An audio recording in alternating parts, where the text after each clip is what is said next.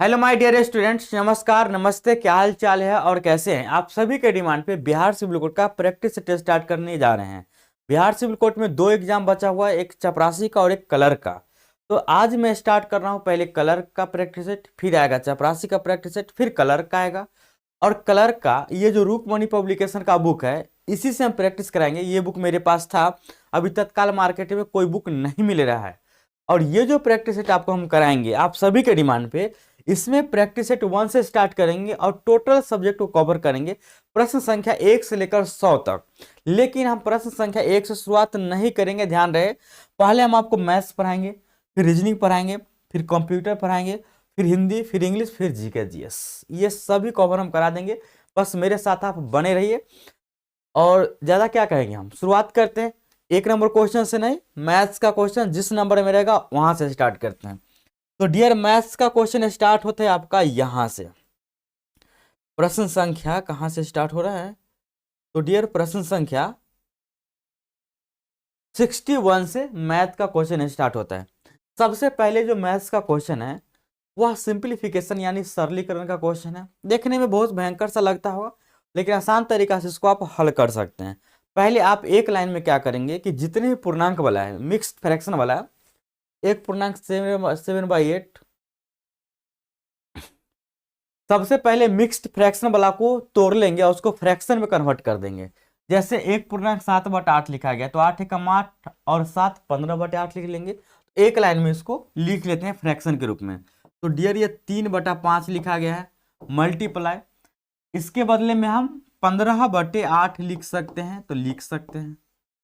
Divide का sign देंगे, 3 एकम 3 और एक 4/3 दे दीजिएगा। का है तो का मतलब अभी का ही रखिए, ठीक ना। फिर हम आपको बताएंगे क्या करना है। 3/16 लिख दीजिए यहाँ पे। उसके बाद माइनस दीजिए, ब्रैकेट दीजिए, 5×3 = 15, एक 16/5 डिवाइड क्या हो जाएगा, ये 4, 4 दूना 8 है, एक 9/2 आ जाएगा यहाँ पे, ये 9/2 हो गया। का 5 पूर्णांक 1/3 यानी कि 16/3, ये हो गया। मल्टीप्लाई, 2 दूना 4 और एक 5/2 प्लस 1/2 प्लस 1/8 डिवाइड 1/4। अब देखिए यहां से क्या करना है, आपको थोड़ा सा माइंड में कैलकुलेशन करना है ताकि लाइन ज्यादा ना बढ़े। और माइंड में कैलकुलेशन कैसे करेंगे जरा देखिए। जैसे सबसे पहले इस पूरे लाइन में, हमको क्या दिख रहा है? इस पूरे लाइन में हमको मल्टीप्लाई का साइन दिख रहा है, डिवाइड का साइन दिख रहा है, और प्लस का साइन दिख रहा है, माइनस का साइन दिख रहा है, और का साइन दिख रहा है। तो बोडमास का रूल आपको पता है कि BODMAS, बी से ब्रैकेट, यानी कि पहले इसके अंदर का एक आंसर आना चाहिए।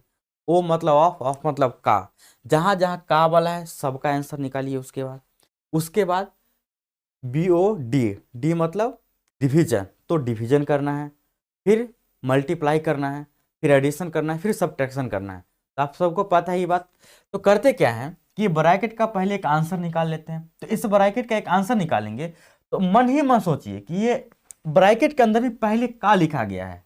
तो का मतलब गुना, का मतलब यहाँ पे गुना आ जाएगा, मल्टीप्लाई आ जाएगा। तो आप सोचिए ये 2 के पहाड़ा में 8 बार में कट जाएगा कि नहीं, और 3 के पहाड़ा में 3 बार में। तो डियर, ये 8×3 कितना हो गया, 24। लेकिन ये 16/5 डिवाइड 24 है, ये आपको दिखना चाहिए 16/5 डिवाइड 24। तो डिवाइड के बदले में मल्टीप्लाई, ऊपर में 24 है, इसको पलट देंगे तो 1/24 लिखेंगे। समझ में आ रहा है ना इतना? इसको जब कट करेंगे 8 दूना 16, 8×3 24, तो ये आ जाएगा डियर 2/15। आराम से बनाइए, जब भी सिंप्लीफिकेशन का प्रश्न हो उसको सभी प्रश्न से तसल्ली से बनाइए, क्योंकि इसमें थोड़ा भी मिस्टेक होगा ना तो आंसर जहीं तहीं चल जाएगा, अंदाज भी आप नहीं लगा सकते हैं। तो डियर, इसके बदले आ गया 2/15। तो इसके बदले 2/15 आ गया, तो ब्रैकेट का आंसर हम समझेंगे कि इसका आंसर 2/15 होगा। उसके बाद फर्स्ट स्टेप, सेकेंड स्टेप में का वाला एक यहाँ है, तो इसका भी एक आंसर आना चाहिए था। इसका आंसर लाएंगे तो कितना आ जाएगा, 1/4। और 1/4 लाएंगे तो लिख सकते हैं यहाँ से कि 3/5 मल्टीप्लाई 15/8, ऐसे करते हैं, रेड से ही लिखते हैं। 3/5 मल्टीप्लाई 15/8, ये डिवाइड है तो मल्टीप्लाई कर देंगे ना। और यहाँ पे बचा है डियर 1/4, तो इसको हम पलट के 4/1 लिख देंगे, कोई दिक्कत नहीं। फिर माइनस, इस ब्रैकेट के अंदर का एक आंसर आ गया है 2/15, तो 2/15 लिख दिए। फिर मल्टीप्लाई, और यहाँ पे देखिए 1/8 डिवाइड 4 है, इसका भी एक आंसर निकाल लेंगे।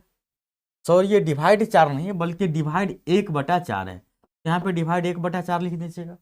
जब डिवाइड 1/4 लिख दीजिएगा तो 1/8, इसका एक आंसर निकालिए तो 4/1 दीजिएगा, कटने के बाद ये 1/2 देगा। तो यहाँ से आप क्या कर सकते हैं, 5/2 प्लस 1/2, और इसका एक आंसर आ गया है डियर कितना, 1/2। बस अब क्या यहाँ पे बचा, मल्टीप्लाई और माइनस और प्लस। तो पहले मल्टीप्लाई से निपट लेंगे। मल्टीप्लाई से निपटने के लिए 5 के पारा में 3 बार काट दीजिएगा, इसको 4 दूना 8 काट दीजिएगा, 3 तिहाई 9/2 हो गया।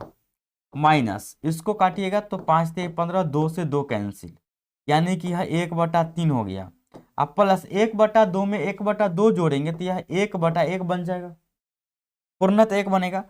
2 3 का एलसीएम सबको पता है 6 होता है, 2 तिहाई 6 यानी कि 9 तिहाई 27, 3 दूना 6 यानी कि 2, प्लस में 6, 27 और 6 33 में से 2 गया तो 31/6, इतना तो आप समझते ही होंगे। और इसको जब फिर से मिक्स्ड फ्रैक्शन में तोड़िएगा तो 6 5 30, 5/1/6, इसका सही आंसर आ जाएगा, जो कि ऑप्शन बी में दिया गया है। तसल्ली से करिएगा, कोई दिक्कत नहीं होगा, बन जाएगा। अब बढ़ते हैं डियर अगले प्रश्न की तरफ, और अगला प्रश्न ये रहा आपके सामने। प्रश्न संख्या 62 में क्या दिया गया है, 10, 16, 22 और 32 में से प्रत्येक में x का क्या मान जोड़ा जाना चाहिए, इस क्रम में प्राप्त संख्या समानुपात में हो जाए। यदि आप एक पिछला video the maths concept clear show यदि आप पिछला वीडियो मेरा 10 मिनट वाला देखेंगे द कंसेप्ट क्लियर शो में, उसमें हम इस प्रश्न के बारे में जिक्र किए हैं। इसको आप आसान तरीका से बना सकते हैं, कंसेप्ट हम समझा चुके हैं। उसमें कंसेप्ट क्या कहता है कि जब भी समानुपात का क्वेश्चन हो और बोले कि सभी में x जोड़ा जाता है तो इतना और इतना का मध्यानुपाती निकालिए। तो सबको पता है कि जो मध्यानुपाती होता है ना, मध्यानुपाती, इसका फॉर्मूला क्या होता है, इसका फॉर्मूला होता है √a/b, यानी कि x + 1 × 3x + 1, ये होता है इसका फॉर्मूला।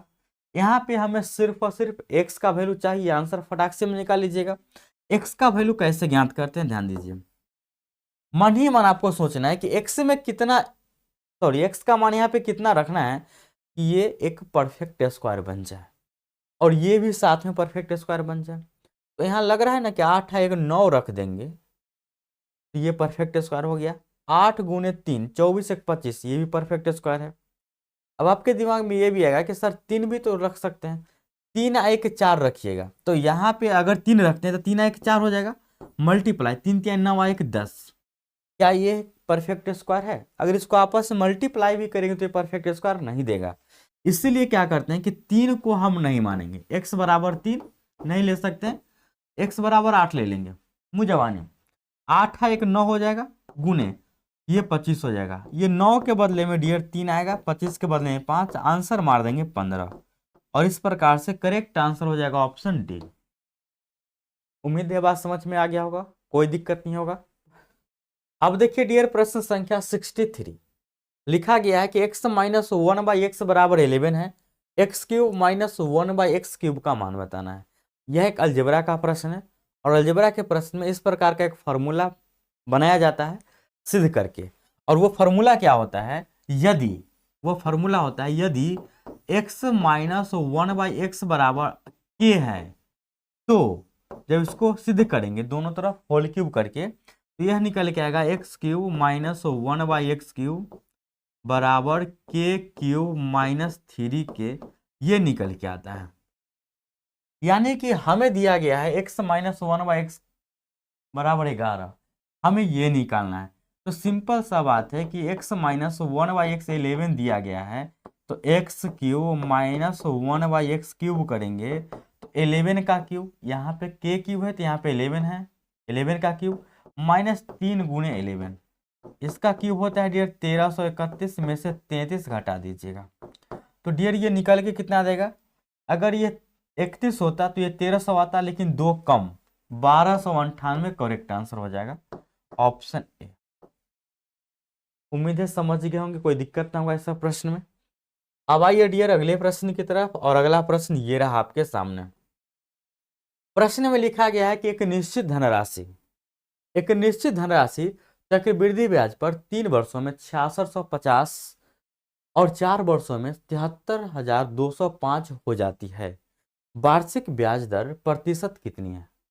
देखिए सो इजी प्रश्न है, कुछ नहीं करना है, आपको ये सोचना है कि कोई भी पैसा रहे, प्रिंसिपल कुछ भी रहे, लेकिन इस प्रिंसिपल को यदि हम लगातार 3 वर्ष तक छोड़ दे पैसा को, तो यह देगा हमको 66,550 रुपया। लेकिन अगर इसी पैसा को हम प्रिंसिपल को यदि हम 4 साल छोड़ दे, कितना साल डियर?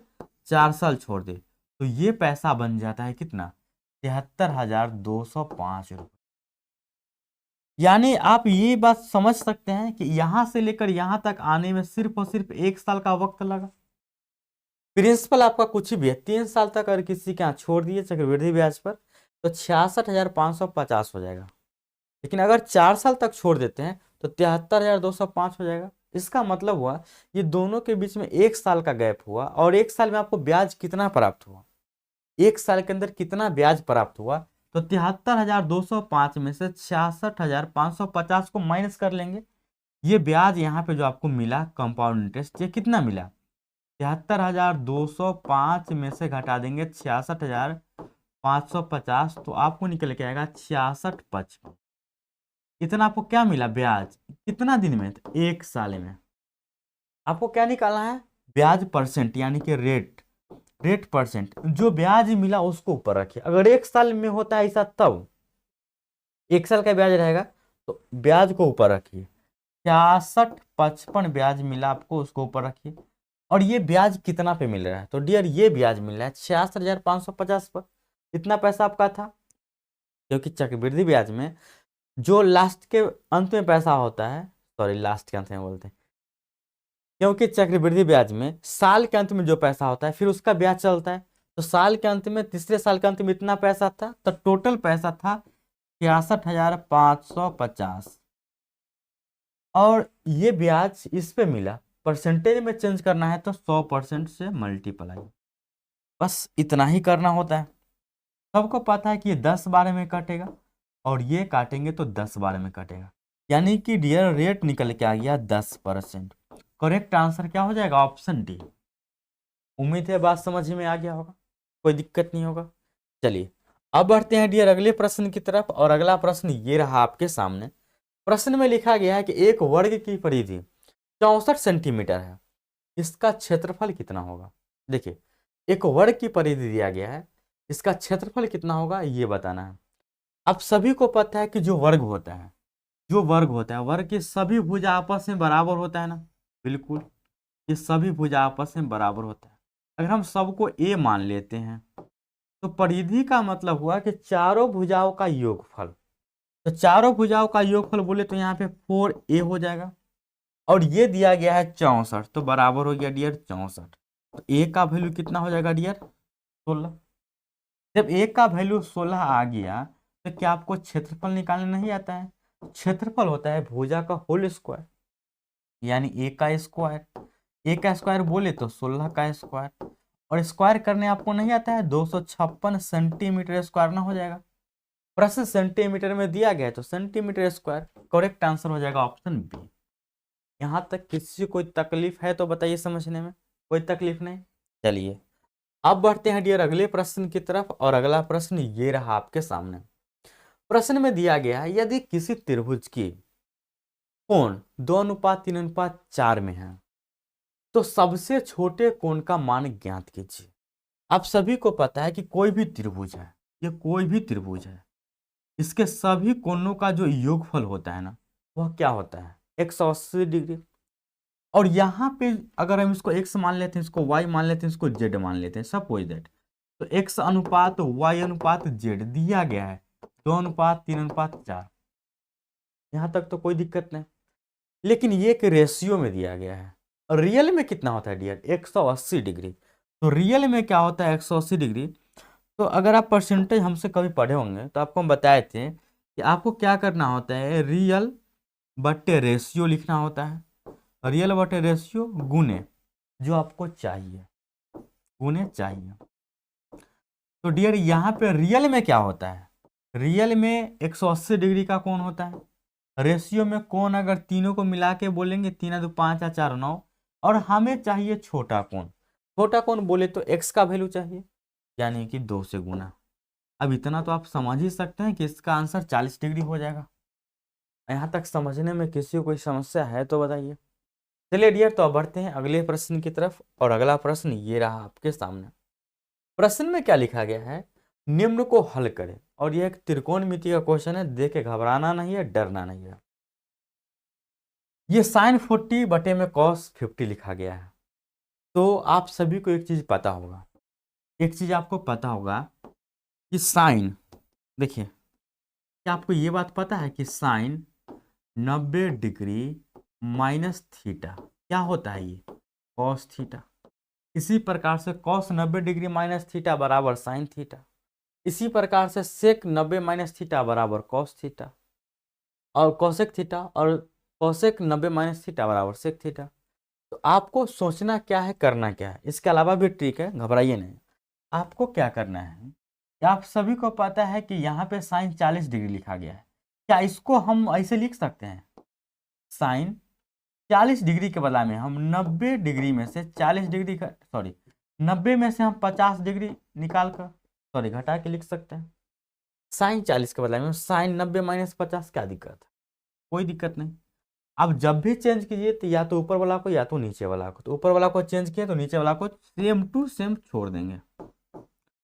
आप सभी को पता है कि अभी तुरंत देखें कि साइन 90 माइनस थीटा, ये हो गया डियर अब थीटा, ये हो गया, अब थीटा का रूप ले लिया ये।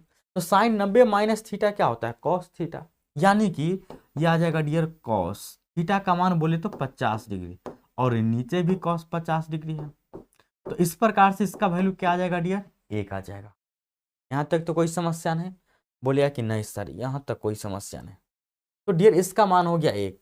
तो आपको क्लियरली अब समझ में आना चाहिए, इसका मान 1 हो गया, प्लस याद रहे ऊपर नीचे वाला को जोड़ के अगर 90 डिग्री पूरे तो डायरेक्ट मान 1 लिखिए, ठीक ना, या इसके मल्टीप्लाई में यहाँ भी जोड़ के 90 पूर रहा है तो इसका मान डायरेक्ट क्या लिखिए, 1 लिखिए।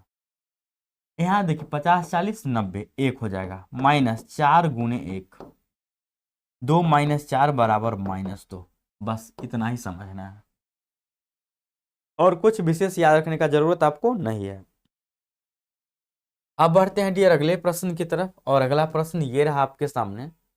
प्रश्न में लिखा गया है कि 30 लड़कों के प्राप्तांकों का औसत 88 है, और जब शीर्ष 2 प्राप्तांकों को निकाल दिया गया तो औसत प्राप्तांक घटकर 87.5 हो गया। यदि शीर्ष 2 प्राप्तांकों में 2 का अंतर है, उच्चतम प्राप्तांक क्या है। एवरेज का हाई लेवल का प्रश्न है, देख करके आपको जी मिचलाता होगा कि सर यहाँ पे दशमलव में दिया गया है, मल्टीप्लाई करना बहुत लफड़ा है। लेकिन मैं आपको बताऊंगा कि नहीं, मल्टीप्लाई भी नहीं करना है, ज़्यादा लफड़ा पालने का जरूरत नहीं है। आप एक लॉजिकल तरीका से इस प्रश्न को देखिए। यदि मैं आपसे पूछूं कि शुरुआत में कितना स्टूडेंट था, बोले कि सर 30 स्टूडेंट, तो हम मान लेते हैं कि यह एक घर है, सपोज दैट यह एक घर है, इस घर में कितना लड़का है, 30 लड़का, इसमें 30 लड़का है, ठीक है, और इस सब का प्राप्तांक, घर नहीं इसको स्कूल मान लीजिए क्योंकि प्राप्तांक तो स्कूल में होगा, घर में तो होगा नहीं, ये स्कूल है, इसमें 30 लड़का है, ये 30 लड़का का प्राप्तांक कितना है डियर, एवरेज प्राप्तांक 88। तो डियर यहाँ पे सबका एवरेज है 88, कोई दिक्कत नहीं। लेकिन याद रहे कि एवरेज का जो मतलब होता है, ये आपको समझ के चलना है कि एवरेज का मतलब सभी के पास 88 मिनिमम आपस में बांट करके हो जाएगा। लेकिन रियली में सबके पास 88 नहीं होता है, किसी के पास 85, किसी के पास 90, किसी के पास 50 तो किसी के पास 100, लेकिन कुल मिलाकर के 88 एवरेज का मतलब हुआ कि 30 लड़का के प्राप्तांक एवरेज में 88% है या 88 मार्क्स है। लेकिन होता क्या है, इसमें से 2 आदमी को हम निकाल देंगे, लिखा गया ना कि जब शीर्ष 2 प्राप्तांकों को निकाल दिया जाए, शीर्ष 2 प्राप्तांक का मतलब हुआ कि सबसे टॉप लेवल वाला जो मार्क्स प्राप्त कर होगा ना, और उससे थोड़ा सा पीछे वाला, ये दोनों अब इस स्कूल में से निकल गया। ये इसमें से 2 लड़का निकल जाता है। इसमें से कितना लड़का निकलता है डियर? 2 लड़का निकल जाता है। अब बताइए जब 2 लड़का इसमें से निकल गया तो इसका मार्क्स अब कितना हो जाएगा? 2 लड़का निकल गया तो इसमें लड़का कितना बचेगा? सो पहले बताइए। 28 लड़का बचेगा। बोलिए कि हाँ सर 28 लड़का बचेगा। ठीक है, अब ये 28 लड़का इसमें बचेगा, 2 लड़का इसमें से निकल गया है तो दोनों लड़का का कुछ ना कुछ मार्क्स रहा होगा। देखिए इसमें से अब 2 लड़का बाहर आ गया। यहां तक समझ में आपको आ रहा है कि नहीं आ रहा है? 30 लड़का था, एवरेज 88। अब 28 लड़का हुआ, 2 लड़का बाहर निकल गया, अब 28 लड़का बचा। लेकिन अब जो एवरेज आ रहा है ना, वो लड़का के निकलने की वजह से अब 87.5 हो रहा है। पहले 30 स्टूडेंट था, इसका एवरेज 88 था। अब 2 लड़का बाहर निकल गया। अब 2 लड़का बाहर जो निकला उसका मार्क्स हमको पता नहीं है। हम यह मान के चलते हैं कि बाहर वाला का मार्क्स एक्स और वाई है, एक्स वाई है, यानी कि एक्स ग्रेटर देन वाई लिख सकते हैं, क्योंकि एक बड़ा होगा तो एक छोटा होगा, या वाई ग्रेटर देन भी आप एक्स लिख सकते हैं, कोई दिक्कत नहीं होगा। बोले कि हाँ सर इतना तक तो हमको समझ में आ रहा है। अब आप ही बताइए कि 300 लड़का का एवरेज 88 था। 300 लड़का का एवरेज कितना था डियर? 88। इसका मतलब हुआ कि जब वह बाहर आया होगा, वो दोनों बाहर निकल गया होगा, तो जितना उसका एवरेज है कम से कम उतना तो लेके निकला होगा। 88 सबका एवरेज था, सबका एवरेज 88 है, तो ये अगर निकल गया दो इसमें से तो समझिए कि 88 88 निकल गया। ये रियल में नहीं, सिर्फ मानना है। क्यों? क्योंकि एवरेज सबका है, बड़का छोटका सबका एवरेज 88 है। तो ये एक मान के चलिए कि 88 88 सब लेकर के बाहर निकल गया कि मेरा भी 88 दो, मेरा भी 88 दो, हम निकल रहे हैं। लेकिन ये 88 वाला नहीं है, ये जो लड़का है, हाँ एक बात याद रहे, ये 30 लड़का है, इसका एवरेज 88 था, इसमें से 2 लड़का बाहर निकल गया। अगर दोनों लड़का का वैल्यू 88 ही रहता तो एक घर में, एक परिवार में अगर कोई व्यक्ति 100 रुपया कमा रहा है, उसका एवरेज 100 रुपया है, और कोई दूसरा व्यक्ति घर में आया और वो भी 100 रुपया ही कमा रहा है, तो अभी भी एवरेज उतना ही रहेगा। लेकिन अगर कोई दूसरा व्यक्ति 200 रुपया कमा रहा है, उस घर में आ गया तो सबका एवरेज बढ़ा देगा। अगर वो चल गया तो फिर सबका कमा देगा। तो ये जैसे ही निकला, अगर ये दोनों के पास 88 88 होता तो यहाँ पे कोई फर्क पड़ता ना पड़ता? ये 88 88 लेकर यदि बाहर निकलता तो कोई फर्क ना पड़ता? नहीं पड़ता। यानी कि 176 अगर ये लेकर बाहर आ जाता तो कोई फर्क नहीं पड़ता, लेकिन फर्क पड़ रहा है। कितने का फर्क पड़ रहा है डियर? यहाँ पे फर्क पड़ रहा है कितने का? 0.75 का। इसको हम बोलेंगे अंतर, सॉरी 0.5 का। 0.5 का अंतर इसमें आ गया, सब में 0.5 का अंतर हो गया। इसका क्या मतलब हुआ? इसका मतलब हुआ कि 0.5 कितने स्टूडेंट में कमी हो गया? 28 स्टूडेंट में, यानी कि 14 ज्यादा वह लेकर चला गया। 88 88 लेकर जाता तो इसका एवरेज नहीं कम था, लेकिन वो 88 88 से भी ज्यादा लेकर के गया है। कितना ज्यादा लेकर गया? तो 28 लड़का में 0.5 की कमी हो गया, यानी कि 14 की कमी हो गया, यानी कि वह 14 ज्यादा लेकर गया। एक्स्ट्रा कितना हो गया डियर? 14। तो हम कह सकते हैं एक्स्ट्रा हो गया, ये 14 क्या है डियर? एक्स्ट्रा। तो हम बोल सकते हैं कि ये दोनों का जो योगफल होगा x प्लस वाई का, इसको जोड़िएगा तो 176 और 14 कितना हो जाता है? 190 ना, इतना ही ना होगा? 176 और 14 190। यहां तक तो कोई दिक्कत नहीं है। उसके बाद आपसे पूछा क्या गया है, यदि शीर्ष 2 प्राप्तांकों में 2 का अंतर है। देखिए 2 प्राप्तांक है जिसमें 2 का अंतर है। मान लेते हैं कि पहला अगर 8 रहता है तो अगला 10 रहेगा। इसी प्रकार से आप सोचिए कि अगर हम x का मान 90 रखते हैं तो y का मान 92 होगा, तो ना चलेगा ना। क्यों नहीं चलेगा? क्योंकि यहाँ पे हम x ग्रेटर देन y मान लें, तो x का मान यदि 90 मानेंगे तो इसको 88 मानना पड़ेगा, इसको 94 मानेंगे तो इसको 92 मानना पड़ेगा, इसको अगर 96 मानते हैं तो इसको 94 मानना पड़ेगा। क्या ये दोनों को जोड़ के 190 आएगा? बोलेगा कि हाँ सर बिल्कुल आ जाएगा। इसका मतलब x का वैल्यू 96 हुआ और y का वैल्यू 94 हुआ। तो बड़ा शीर्ष वाला कितना था, 96 था, छोटा वाला कितना था, 94 था। क्या अभी भी आपको समझ में नहीं आया? अगर आपको समझ में नहीं आया तो कमेंट जरूर कीजिएगा, व्हाट्सएप पे आप डाउट पूछ लीजिएगा। तो आपको बनाने का एक ही तरीका बचा हुआ है, अगर इस तरीका से आपको समझ में नहीं आ रहा है तो सिर्फ मल्टीप्लाई कीजिए। 30 गुने 88, 28 गुने 87.5, जो आएगा उसको डिवाइड कीजिए 2 से, यही करना होगा, दूसरा कोई तरीका नहीं है। नेक्स्ट पुनः एक बार और रिपीट कर देते हैं। 30 लड़का 88 एवरेज, 2 बाहर आ गया, 28 लड़का बचा, 27.5 का एवरेज है। 2 जो बाहर लड़का आया उसका मार्क्स हम एक्स वाई मानते हैं, जहां पे एक्स ग्रेटर देन वाई। अगर ये 88 लेकर बाहर निकलता कोई फर्क नहीं पड़ता एवरेज पर, लेकिन ये एवरेज पे फर्क दे रहा है 0.5 का। कितने लड़का में फर्क डाल दिया, 28 में, यानी कि 14 एक्स्ट्रा लेकर चला गया, तो 14 और जोड़ देंगे, यानी ये दोनों का योगफल हो गया 190। बड़ का अगर 96 रहेगा तो छोटका 94 होगा, क्योंकि 2 का अंतर है, दोनों को जोड़ेंगे 190 हो गया, इसका मतलब सही जवाब 96। नेक्स्ट सवाल, अगला सवाल डियर ये रहा आपके सामने। प्रश्न में क्या लिखा गया है, निम्नलिखित समीकरण को हल करें।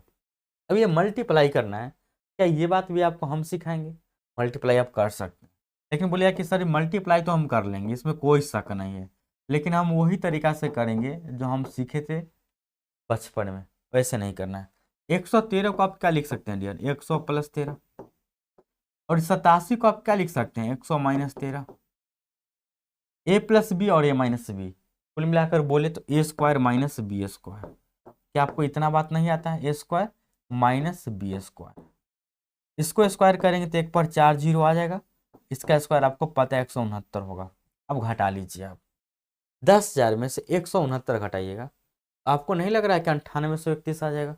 करेक्ट आंसर ऑप्शन सी बन जाएगा, कोई दिक्कत नहीं। अगला सवाल ये रहा आपके सामने। 10 पुरुष या 12 महिलाएं एक ही काम को 10 दिनों में पूरा कर सकती है। यदि 5 पुरुष और 2 महिलाएं एक साथ काम शुरू करते हैं तो उन्हें काम पूरा करने में कितना दिन लगेंगे? इजी प्रश्न है। 10 पुरुष या 12 महिलाएं, जहां पे या रहेगा वहां पे ये बराबर का साइन समझिए। 10 पुरुष तो हम लिख सकते हैं कि 10 पुरुष को हम सूचित कर रहे हैं P से, बराबर 12 महिलाएं M4 महिलाएं, आपस में क्या है, बराबर है। 10 को पुरुष जितना काम करेगा उतना काम 12 महिला कर रही है, यानी कि 10 गो पुरुष का जो क्षमता होगा 12 गो महिला के क्षमता के बराबर होगा, बराबर कर दिए। और डियर यहां से क्या होगा, ये काम कितना दिन में करते हैं, 10 दिन में, ये काम पूरा करते हैं 10 दिन में। तो यहाँ से क्षमता का एक रेशियो आ जाएगा, हम P/M लिख लेंगे। ये 10 और 12 हमको दिख रहा है ना, तो उल्टा करके 12-10 लिखेंगे। ये किसका रेशियो आएगा डियर, तो ये आएगा क्षमता का रेशियो। आप इसको काट करके भी लिख सकते हैं, 2 × 6 = 12, 2 × 5 = 10, ये आ गया। लेकिन ध्यान रहे ये 10 दिन तक काम करते हैं। देखिए समय कितना लेते हैं डियर, समय ये भी 10 डेज लेंगे काम करने के लिए, और ये भी 10 डेज लेंगे। तो आप हमको बताइए कि टोटल वर्क यहां से निकल जाएगा कि नहीं निकल जाएगा? टोटल वर्क 10 दिन तक लगातार काम चला, और पुरुष का क्षमता कितना है डियर, 6। ये क्षमता एक पुरुष का हुआ, एक का क्षमता होता है, क्षमता जब भी होता है एक मैन या एक वोमेन का होता है। एक का क्षमता 6 है और 10 पुरुष मिलकर काम कर रहा है, यानी कि 60 के क्षमता से काम कर रहा है, और 60 के क्षमता से 10 दिन तक करेगा। आप सोचिए कि एक पुरुष एक दिन में 6 सिगरेट पी सकता है। सपोज दैट एक पुरुष का क्षमता है 6 सिगरेट पीने का, और 10 पुरुष लग गया सिगरेट पीने में, इसका मतलब 60 सिगरेट डेली फूंक रहा है। अब 60 सिगरेट डेली फूंकेगा तो 10 दिन में कितना फूंक देगा, 600 सिगरेट, यानी कि 600 काम कर दिया। अब महिला भी यहाँ पे फूंकने वाली ही है। सपोज दैट महिला एक दिन में, एक महिला 5 सिगरेट फूंक रही है, तो 12 महिला कितना फूकेगी, 60 सिगरेट फूकेगी। अब 60 सिगरेट ही फूंक रही है और 10 दिन इसको भी फूंकना है, तो ये भी 600, यानी कि टोटल काम दोनों के लिए बराबर ही होता है। जब टोटल काम आपको निकल गया तो आपसे पूछा गया है कि 5 पुरुष और बोले तो प्लस 2 महिला एक साथ काम शुरू कर सकता है, एक साथ फूंक रहा है, तो उन्हें काम पूरा करने में कितना दिन लगेगा? यदि 600 सिगरेट दे दिया जाए दोनों को, 5 पुरुष 2 महिला को लगा दिया जाए, भाई सब पी जाओ तुम लोग, सब फूंक जाओ, तो कितना दिन में फूंक जाएगा ये? तो सिंपल है कि सर पुरुष जो है एक दिन में 6 सिगरेट फूंक रहा है, तो 5 गुने 6, इसका क्षमता 30 का डेली रहेगा पुरुष का, और महिला 5 डेली फूंक रही है तो 2 गुने 5 10 का डेली रहेगा। तो 6 5 30 और 10 40, सॉरी 30 और 10 40, तो 40 प्रतिदिन, 40 प्रतिदिन। अब टोटल समय हमको निकाल, इतना बात हम समझाने के लिए लिख रहे हैं, इतना लिखने का जरूरत नहीं है, उड़ा सकते हैं, समझ जाएंगे तो आप उड़ा सकते हैं। अब देखिए 40 प्रतिदिन फूंक रहा है तो टोटल डे निकालना है, टोटल डे। तो आपको पता है कि 600 सिगरेट और 40 डेली फुका रहा है, तो 40 से जैसे ही डिवाइड करेंगे तो आंसर निकल के ना आएगा 15 दिन, यानी कि 15 दिन में ये 600 सिगरेट को 5 पुरुष और 2 महिला मिलकर फूंक देगा। क्या इतना आपको समझ में आया कि नहीं समझ में आया? उम्मीदें समझ में आ गया होगा, ठीक है। अब देखिए डियर, प्रश्न संख्या 71, प्रश्न संख्या 71 में लिखा गया है 2 रेलगाड़ियां वाराणसी से लखनऊ के लिए क्रमशः रवाना होती है 11 बजे और 11:30 में, एएम है, यानी कि आधा घंटे बाद, और क्रमशः 110 के स्पीड और 140 की स्पीड से चलती है। दोनों रेलगाड़ियां वाराणसी से कितने किलोमीटर की दूरी पर एक दूसरे से मिलेंगे? देखिए ये प्रश्न कोई बड़ा प्रश्न नहीं है, सिर्फ और सिर्फ समझने का देर है आपको। मान लेते हैं कि यह रेलवे ट्रैक है, सपोज दैट कि यह रेलवे ट्रैक है, और यहाँ पे डियर वाराणसी है और यहाँ पे लखनऊ है, यहाँ पे वाराणसी और यहाँ पे लखनऊ। अब देखिए कुछ बात हम यहाँ पे लिखेंगे और कुछ बात मुजबानी करके आपको समझाएंगे, क्योंकि लिखेंगे सही बात को तो बोर्ड भर जाएगा। यहाँ पे बोला गया है कि कार ए, सपोज दैट कि 2 गाड़ी है, तो 2 गाड़ी को हम कार ए मान लेंगे। सपोज दैट कि एक कार ए है, ये जो कार ए है वह 11:00 पर एम में यहाँ से प्रस्थान कर दिया, और कितना के स्पीड से कर रहा है? क्रमशः बोला है यह 110 के स्पीड से चलेगा, 110 किलोमीटर प्रति घंटा के स्पीड से। एक कार बी है, कार बी जो है 11:30 ए में चलता है, और ये कितना के स्पीड से? 140 किलोमीटर प्रति घंटा के स्पीड से। तो आप सोचिए कि वाराणसी से दोनों खुल रहा है, 11 बजे स्टार्ट किया कार ए, और 11:30 में कार बी चला, तो 11:30 जो सबसे लास्ट का समय होगा, उस समय में आप देखिए कि जब 11:30 होगा तो 11:30 में कार बी तो यहाँ पे रहेगा, 11:30 में कार बी यहाँ पे रहेगा, और सपोज कि कितना भी अगर दूरी तय किया होगा तो यहाँ पे कार ए रहेगा 11:30 में। इससे तो आगे ना रहेगा क्योंकि वो पहले चल दिया है।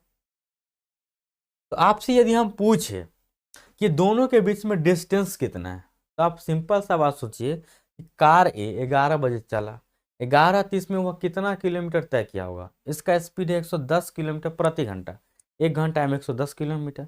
इसका मतलब हुआ कि 55 किलोमीटर कार ए आगे है कार बी से, यानी कि इससे के और इसके बीच का जो डिस्टेंस है डियर वह कितना है डियर?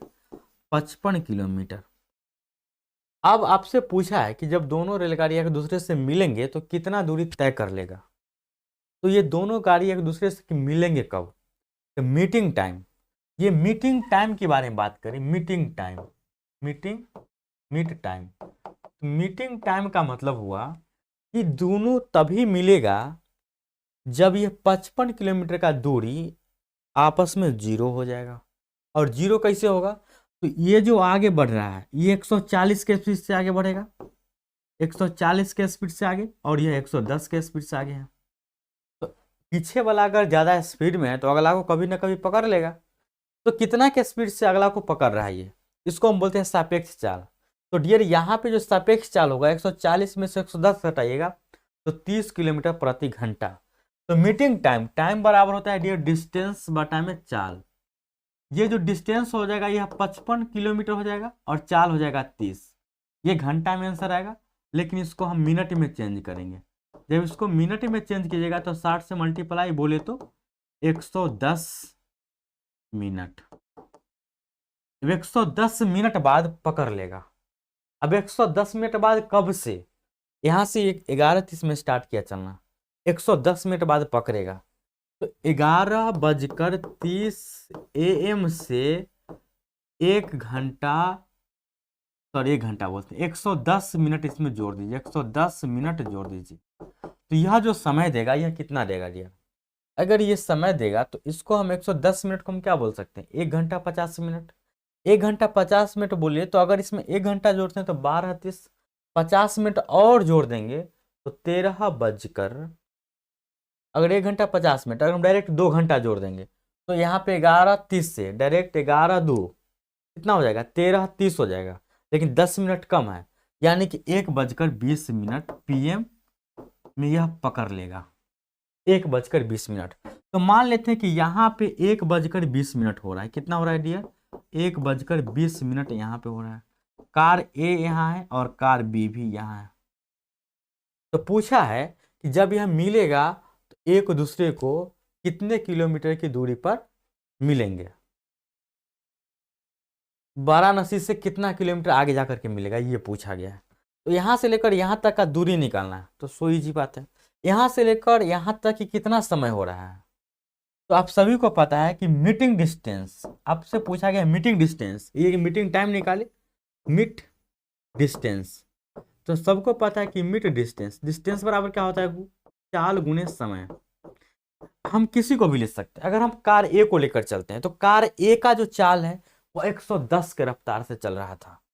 कार ए का चाल कितना था डियर, 110 के रफ्तार से, और कार बी का चाल है 140 के रफ्तार से। तो हम यह मान के चलते हैं कि 11:30 में कार बी यहां से निकल गया, तो ये कितना के स्पीड से चल रहा है डियर, 140 के स्पीड से चल रहा है, और 1:20 में पकड़ लिया, तो कितना देर बाद पकड़ लिया, सोचिए, 2 घंटा 50 मिनट, 11×2 = 13, 11×2 = 13, यानी कि 2:20 मिनट, 1:30 होना चाहिए था, तो 2 घंटा होता, लेकिन यहाँ पे 1 घंटा 50 मिनट होगा। यहाँ से लेकर यहाँ तक का टाइम 1 घंटा कितना होगा डियर, 50 मिनट। 1 घंटा 50 मिनट में पकड़ लिया। अब 1 घंटा 50 मिनट को कैसे लिखते हैं, 1 घंटा 50 मिनट को सबसे पहले मिनट में कन्वर्ट कर लीजिएगा तो 110 मिनट आएगा।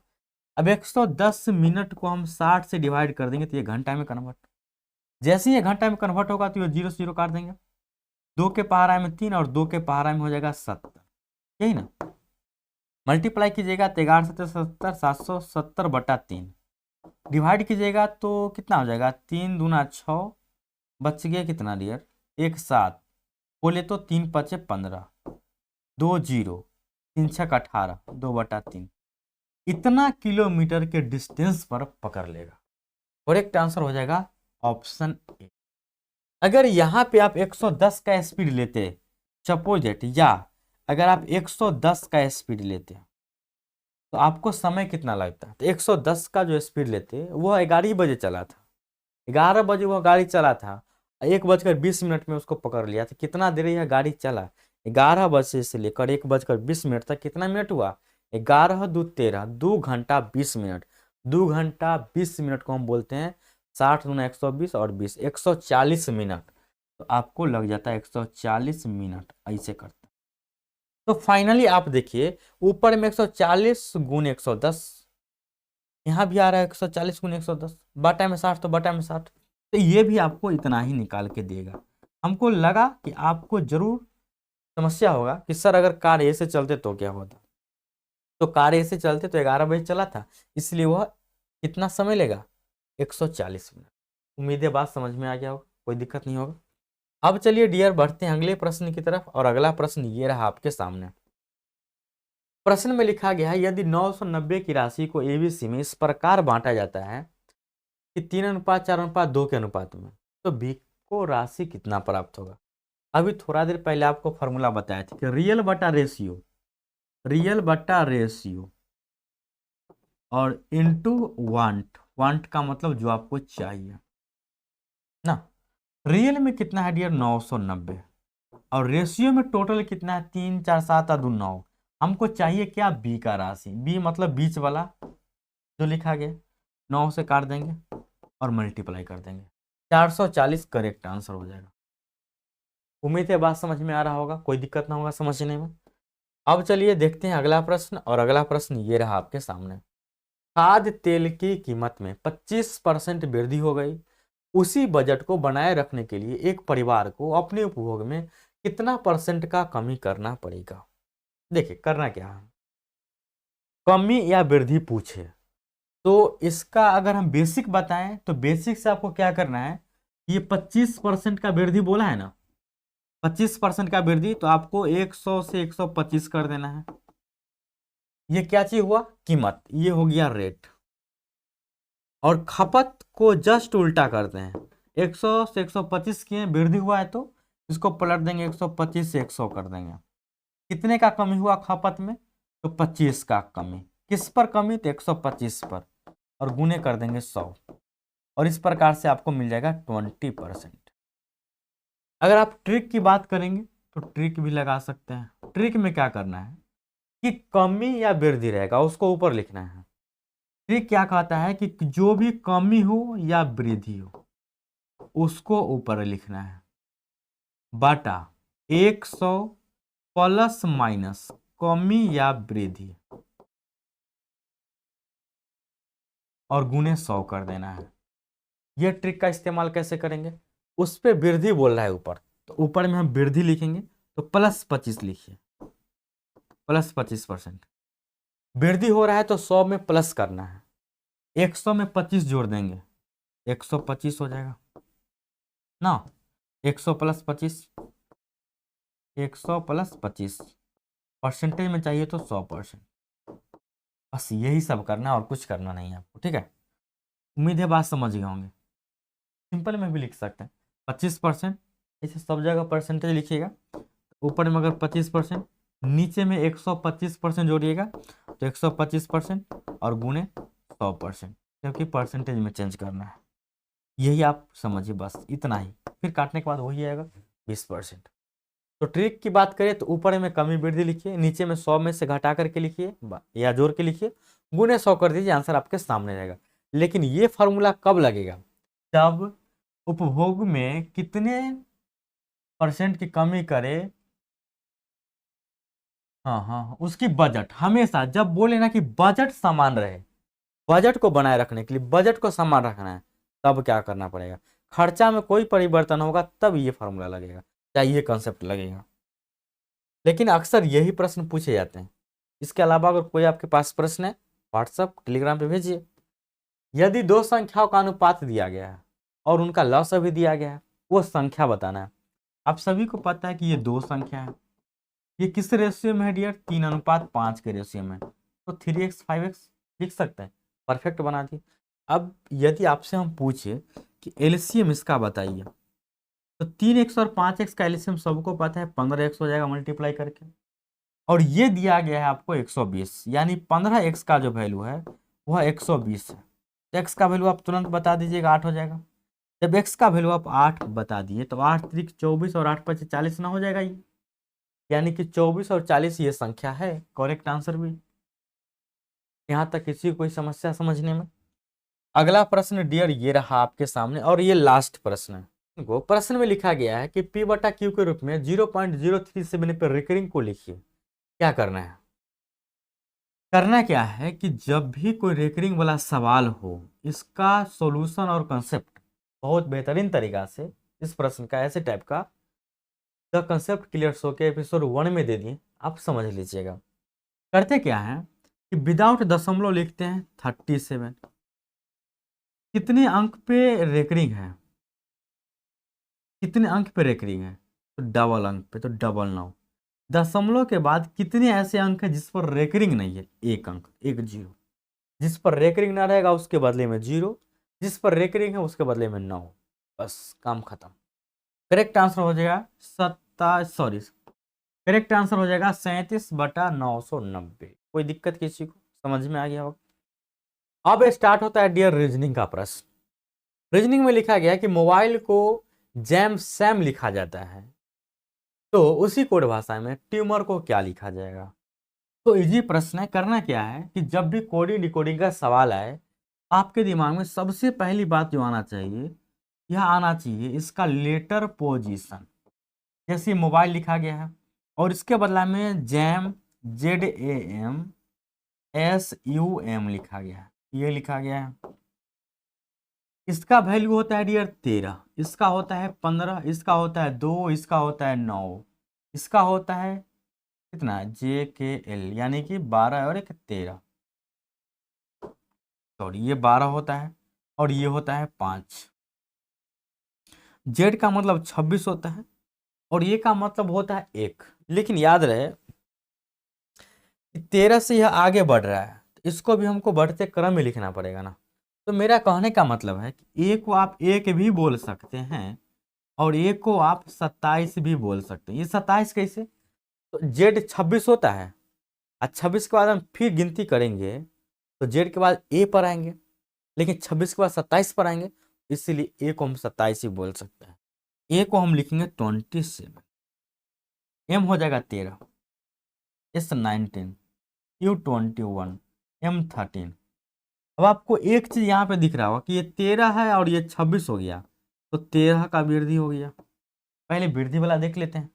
15 से 27 तो 12 का वृद्धि, 2 से 13 तो 11 का वृद्धि, 9 से 19 तो 10 का वृद्धि और 12 से 21 तो 9 का वृद्धि, 5 से 13 तो 8 का वृद्धि। मतलब 13, 12, 11, 10, 9, 8 का वृद्धि हो रहा है। वही काम हमको आगे भी करना चाहिए था। अब सबको पता है कि जो ट्यूमर लिखा गया है, ट्यूमर TUMOR, टी का मतलब 20 होता है, U 21 होगा, M 13 होगा, O का मतलब 15 होता है, R का मतलब 18 होता है। 20 में पहले हम 13 जोड़ देंगे, तो 20 और 13 33। 33 क्या होगा? तो 33 का मतलब क्या हो गया? जैसे ही हम इसमें 13 जोड़ेंगे तो 33 आ जाएगा। अब यहाँ पे 33 आया तो घबराने का नहीं, इस 33 को हम क्या करते हैं, शॉर्टकट में समझिए कि 33 में से आपको 26 माइनस कर लेना है। हमेशा 26 लीटर को माइनस कीजिए, 33 में से 26 माइनस कीजिएगा, ये 7 देगा, यानी कि इसके जगह पे हमको 7 वाला आना चाहिए। 7 का मतलब डियर होता है जी, स्टार्टिंग जी से होगा, स्टार्टिंग होना चाहिए जी से। तो ऑप्शन सी कट जाएगा, डी कट जाएगा, ये कट जाएगा, correct answer only option B होगा। बस, उम्मीद है बात समझ में आ गया होगा। नेक्स्ट अगला प्रश्न डियर ये रहा आपके सामने। यदि अंग्रेजी वर्ण क्रम में प्रत्येक वर्ण को समसंख्यक मान, जैसे a बराबर 2 लिखा जाता है। अब सोचिए a का मान 2 कैसे लिख देगा? एक रियल में होता है a का मान, तो दुगुना करके लिखा है। b बराबर 4, अच्छा b का मान 2 होता है, 4 लिख दिया, दुगुना कर दिया ना। तो लेडी शब्द को इसी क्रमबद्ध में कुटबद्ध में किस प्रकार से लिखेंगे, कितना लिखेंगे? कुल मान। देखिए लेडी शब्द को इसी कुटबद्ध करने पर उसी वर्णों का कुल मान, कुल मान बोले तो सबका योगफल पूछा है। ये LADY, एल का मान 12 होता है, ए का 1, डी का 4, वाई का 25। 12 का दुगुना 24, 1 का दुगुना 2, 4 का दुगुना 8, 25 का दुगुना 50। कुल बोले तो जोड़ दिए, 24 2 26, 25 76, 8 84। करेक्ट आंसर हो जाएगा ऑप्शन डी। कोई दिक्कत है इस प्रश्न में, हाँ या ना? अगले प्रश्न की तरफ आते हैं डियर, और अगला प्रश्न ये रहा आपके सामने। प्रश्न में क्या दिया गया है? दिए गए कथनों और निष्कर्षों को ध्यानपूर्वक पढ़े, कथनों में दी गई जानकारी को सत्य मानते हुए विचार करें, भले ही वह सामान्यतः ज्ञात तथ्यों से भिन्न प्रतीत होती हो, और तय करे कि दिए गए निष्कर्षों में से कौन से कथनों का तार्किक रूप से पालन करते हैं। अरे बिल्कुल आसान प्रश्न है। सभी ऑर्किड फूल है, इसको बनाते कैसे हैं? ये हम मान लेते हैं कि ऑर्किड है। यह क्या है डियर? ऑर्किड। ऑर्किड को हम ए से सूचित कर रहे हैं, ऑर्किड को हम मान लेते हैं कि यह ए है, फूल को हम एफ से सूचित करेंगे। ये सभी का सभी जो ऑर्किड है, ये सभी का सभी ऑर्किड क्या है? ऑर्किड, ऑर्किड नहीं है, ऑर्किड, पूरा फुल लिख देते हैं। ये सभी का सभी ऑर्किड किसमें आ रहा है? फूल में, तो शॉर्ट लिखें, ये फूल के अंदर आ गया, तो ये हो गया डियर फूल, फ्लावर। पहला कथन आप ये फिगर बना लिए डायग्राम। कुछ ऑर्किड सुंदर है, इसमें से कुछ ऐसे ऑर्किड है जो सुंदर में चला जाता है। किस में चला जाता है डियर? सुंदर में। मान लेते हैं काला वाला सुंदर है तो काला वाला कुछ पार्ट ऑर्किड में चला जाएगा। अब ऑर्किड में जाने के साथ साथ यह रेड में भी आ रहा है, यानी कि फ्लावर भी हो रहा है। तो निष्कर्ष क्या कहता है? कुछ फूल सुंदर है। ध्यान से इस डायग्राम को देखिए, इसमें कुछ फूल है जो सुंदर में चला गया, बिल्कुल चला गया है, बात तो सही है। तो डियर ये हो जाएगा ऑप्शन 1 सही जवाब। सभी सुंदर फूल है, ये जितना सुंदर है सब फूल के अंदर है, बिल्कुल नहीं है। ये सुंदर तो बाहर भी है, तो इसलिए गलत होगी। ओनली वन ऑप्शन फॉलो करता है, केवल निष्कर्ष 1 पालन करता है, बस यही तो करना है। अब बढ़ते हैं डियर अगले प्रश्न की तरफ, और अगला प्रश्न ये रहा आपके सामने। क्या लिखा गया है? A B C D E और एफ केंद्र की ओर मुख करके वृत्ताकार स्थिति में एक दूसरे से समान दूरी पर बैठे हुए हैं। ए और डी एक दूसरे के बगल में बैठे हैं।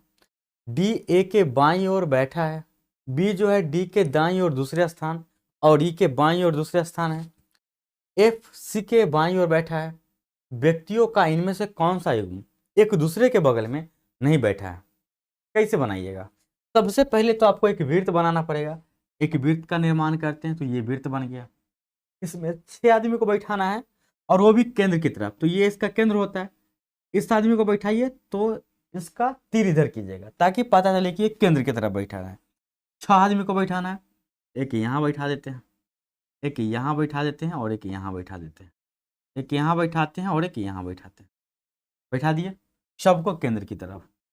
अब केंद्र की तरफ बैठेंगे, आप खुद बैठिए और सोचिए कि आपका लेफ्ट किधर है, आपका राइट किधर है। अगर आप यहाँ पे बैठिएगा तो आपका लेफ्ट इधर, आपका राइट इधर। आप यहाँ पे बैठिएगा तो आपका लेफ्ट इधर, आपका राइट इधर। तो वही लेफ्ट और राइट आपको देखना है।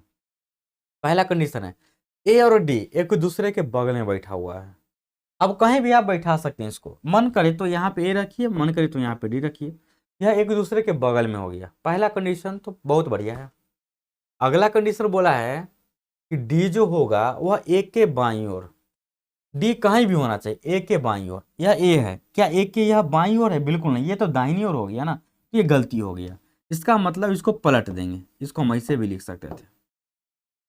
ए और डी आपस में बैठा है एक दूसरे के बगल में, डी जो है ए के बाईं ओर, ठीक है। अगला कंडीशन है बी, बी जो है डी के दाईं ओर दूसरा स्थान, ये डी हुआ, इसका दाईं ओर तो पहला दूसरा, ये आ गया बी। और ए के बाईं ओर दूसरा स्थान, बी के लिए 2 कंडीशन, बी जो है डी के दाहिना से दूसरा है, तो डी के दाहिना से दूसरा, और ई के बायां से दूसरा है, तो बायां से दूसरा ई को यहां बैठाइएगा ताकि ये बायां हो जाएगा ई का, और पहला दूसरा यहां आ जाएगा। यहां तक समझने में किसी को कोई समस्या नहीं। आगे लिखा गया है एफ जो है सी के बाईं ओर बैठा हुआ है, एफ जो है सी के बाईं ओर। अब देखिए यहां अगर हम एफ को बैठाते हैं तो यहाँ पे सी रखना पड़ेगा। अब सी का इधर ये राइट हो रहा है, अब ये राइट की तरफ एफ बैठ गया तो गलत हो जाएगा, तो इसको पलट देंगे। पलट देंगे तो ये यहाँ पे सी हो जाएगा और यहाँ पे एफ हो जाएगा। अब देखिए सी के बाईं तरफ एफ बैठल है, कंडीशन फुल हो गया। व्यक्तियों का इनमें से कौन सा युग्म एक दूसरे के बगल में नहीं है? बी और सी क्या एक दूसरे के अगल बगल में है? तो बी यहाँ पे है, सी यहाँ पे है, बिल्कुल अगल बगल में नहीं है। ए और बी अगल बगल में है, सॉरी कहाँ है, ए और बी अगल बगल में है, ए और बी अगल बगल में है, ए और डी भी अगल बगल में है, ई और एफ भी अगल बगल में हो जाएगा, लेकिन ये अगल बगल में नहीं है। इसीलिए करेक्ट आंसर हो जाएगा ऑप्शन ए। उम्मीद है समझ में आ गया होगा, कोई दिक्कत नहीं होगा। आप देखिए डियर प्रश्न संख्या 80 लिखा गया कि सुनील केशव का पुत्र है और केशव की बहन सिमरन है। ब्लड रिलेशन में लिखने का क्या स्टाइल होना चाहिए आपका कि ये जो सुनील है, सुनील को हम सिर्फ एस लिखेंगे। ये सुनील किसका पुत्र है डियर? केशव का, तो केशव इससे ऊपर चला जाएगा, और ये पुत्र है तो प्लस, महिला रहेगा तो माइनस। केशव की बहन सिमरन, ये केशव का बहन एक सिमरन है, तो सिमरन को एस नहीं लिख सकते क्योंकि एस ऑलरेडी लिख चुके हैं, एस एम लिख लेते हैं, एस एम सिमरन। ये एक बहन है यानी कि फीमेल है तो माइनस, इसका भी एक पुत्र है मारुति, इसके नीचे आ जाएगा मारुति, एम लिख लेते हैं, और इसका ये पुत्र है तो प्लस, और एक पुत्री सीता है, इसकी पुत्री एक सीता है तो इसको हम एस टी लिख लेते हैं, और ये सीता हो गई। पूछा गया है प्रेम मारुति का मामा है। अच्छा अभी पूछा नहीं गया, अभी और बता ही रहा है कि प्रेम जो है मारुति का मामा, ये मारुति, अब मारुति के मामा, मामा मतलब ये सिमरन का भाई, कौन, प्रेम, ये प्रेम क्या हो गया, मारुति का मामा है। सुनील का मारुति से क्या संबंध है, ये जो सुनील है, सुनील, ये सुनील और ये मारुति, सुनील का संबंध बताना है मारुति से। अब देखिए ना, ये आपस में सब ऊपर में भाई बहन है, ये सब इसका बाल बच्चा है, ये कुछ भी होगा, भाई या बहन होगा, और ये कुछ भी होगा, आपस में भाई बहन के बाल बच्चा आपस में क्या होगा, चचेरा मौसेरा होगा। तो यहाँ पे ममेरा भाई लिख दीजिए, क्योंकि भाई ही होगा ना, भाई भाई, वो तो ममेरा भाई लिख देंगे, ममेरा भाई, क्योंकि इसको अगर प्लस मानते तो ममेरा भाई हो जाएगा, अगर माइनस मान लेते हैं तो मौसेरा भाई हो जाएगा, लेकिन यहाँ पे ना मौसेरा दिया है, ओनली ममेरा दिया है, तो ये ममेरा भाई हो जाएगा। बोले कि सर कैसे, अगर ये माइनस होता तो ये दोनों आपस में बहन बहन, ये दो बहन का आपस में बेटा क्या होगा, मौसेरा भाई ना होगा, लेकिन यहाँ पे डिफॉल्ट ऑटोमेटिक प्लस हो जाएगा, कैसे, क्योंकि यहाँ पे सिर्फ ममेरा भाई दिया गया, अगर मौसेरा भाई भी होता तो कहाँ नहीं जा सकता था। नेक्स्ट, और ऐसे भी इंग्लिश में कजिन लिखा हुआ रहेगा, कजिन, तो कजिन का मतलब समझ जाइए, कजिन का मतलब फुफेरा भाई, मौसेरी बहन, फुफेरा, ममेरा, ममेरी, सब कजिन में आ जाएगा। नेक्स्ट, अगला सवाल ये रहा आपके सामने, प्रश्न में लिखा गया है यदि किसी कक्षा में उमा का ऊपर से 8वां है क्रम है तथा नीचे से 37वां क्रम है, तो कक्षा में कुल कितने छात्र हैं। जब भी टोटल, जैसे एक ही व्यक्ति का, एक ही व्यक्ति उमा है, यहाँ पे एक ही व्यक्ति उमा है, उमा का ऊपर से 8वां और नीचे से 37वां, नीचे से 37वां, जब एक ही व्यक्ति का क्रम ऊपर और नीचे, ठीक ना, दिया गया हो और तब जाके टोटल पूछे तो उसमें टोटल कितना विद्यार्थी है, कितना छात्र है, कुछ भी, तो आपको 8 + 37 तो जोड़ना ही है, और उसके बाद भी आपको एक जोड़ देना है, इसमें एक जोड़ दीजिए, नहीं एक जोड़ना नहीं, एक घटाना पड़ेगा। क्यों घटाना पड़ेगा, एक ही व्यक्ति का स्थान 8वां है 37वां है, तो आपस में इसको जोड़िएगा तो एक व्यक्ति को 2 बार आप जोड़ रहे हैं, 2 बार जोड़ रहे हैं तो 37 8 45 होता है, इसमें से एक माइनस कीजिएगा तो ये हो जाएगा डियर 44, यानी उस कक्षा में 44 स्टूडेंट है, हमेशा एक घटा देना पड़ेगा। उम्मीद है बात समझ गए होंगे, कोई दिक्कत नहीं होगा, ठीक है। अब देखिए डियर अगला प्रश्न, और अगला प्रश्न ये रहा आपके सामने। प्रश्न में क्या लिखा गया है, मैं उत्तर की दिशा में 15 किलोमीटर चलकर पूर्व की ओर 10 किलोमीटर चलता हूं और फिर 15 किलोमीटर दक्षिण की ओर, मैं प्रारंभ स्थल से अब कितनी दूर हूं।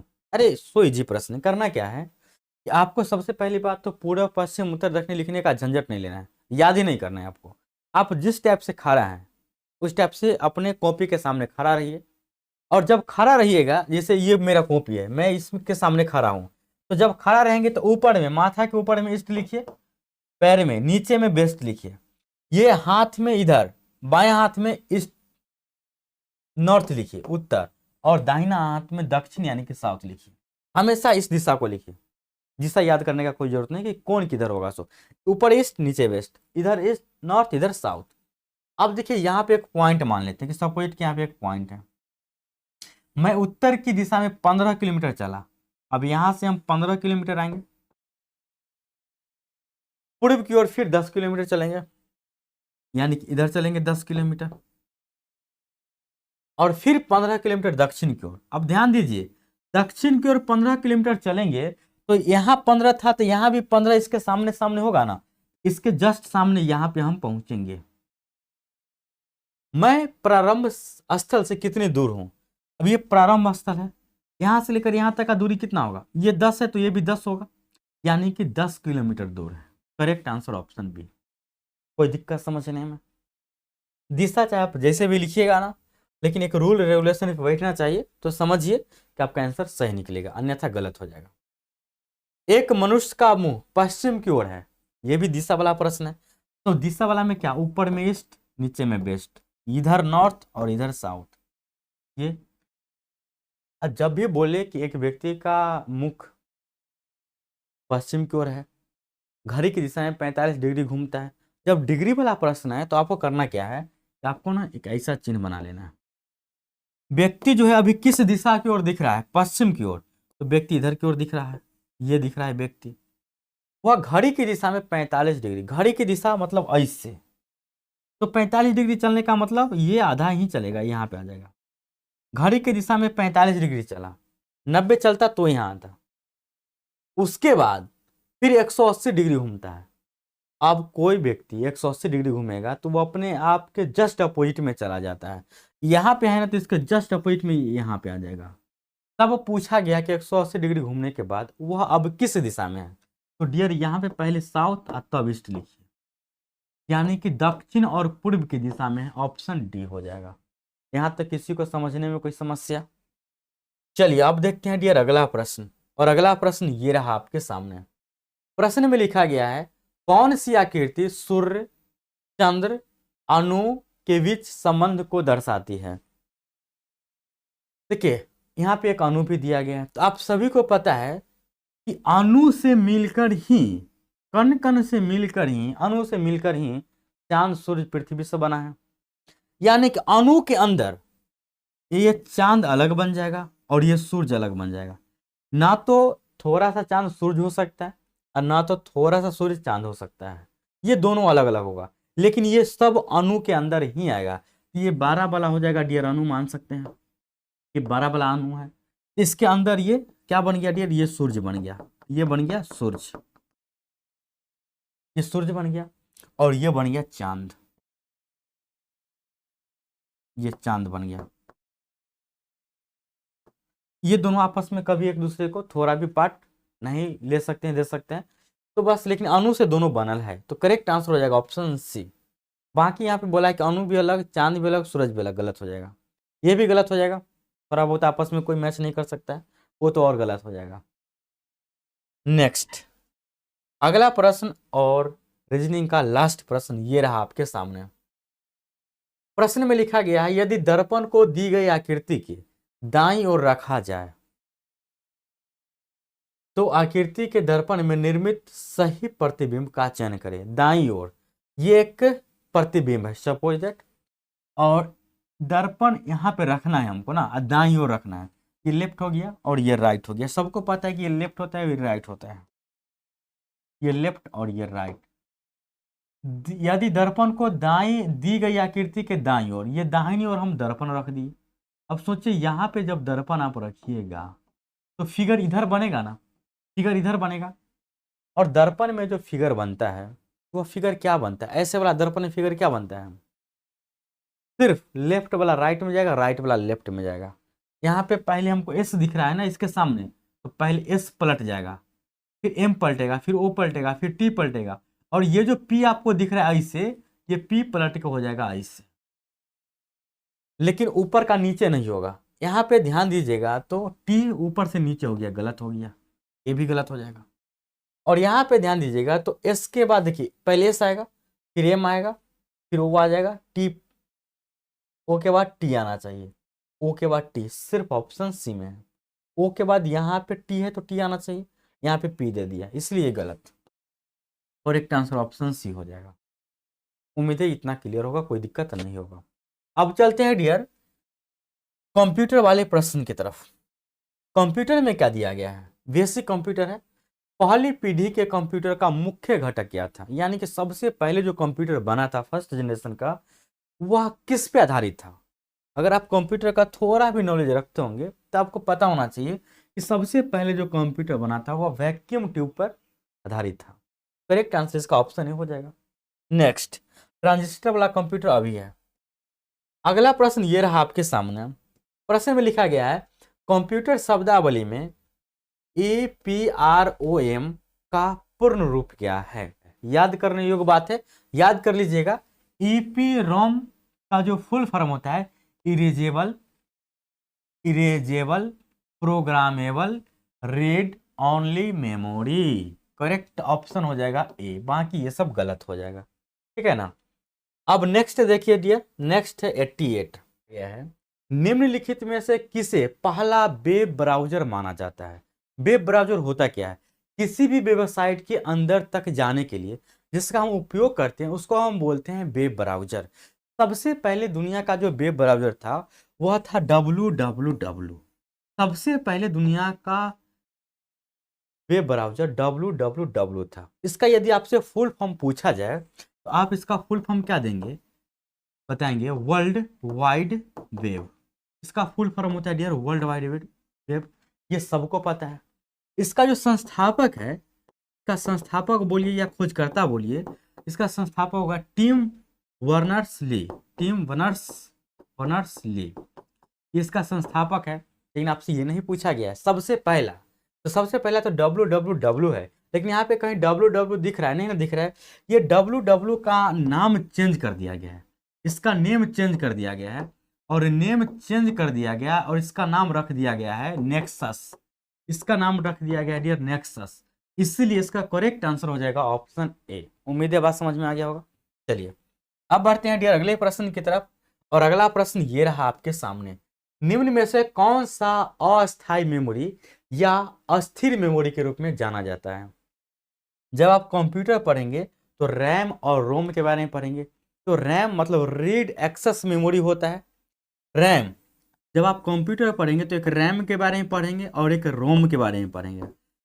तो रैम और रोम का भी आपसे फुल फॉर्म पूछा जा सकता है। तो इसका फुल फॉर्म होता है dear read access memory, access memory.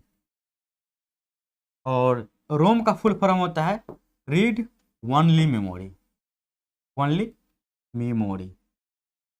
ये जो रैम होता है ना, यह एक अस्थाई होता है, अस्थाई मेमोरी होता है, इसको अस्थाई मेमोरी बोला जाता है, ठीक ना। लेकिन इसके स्टोरेज क्षमता की बात करें तो रैम का स्टोरेज क्षमता सबसे ज्यादा हाई होता है और रोम का कम होता है।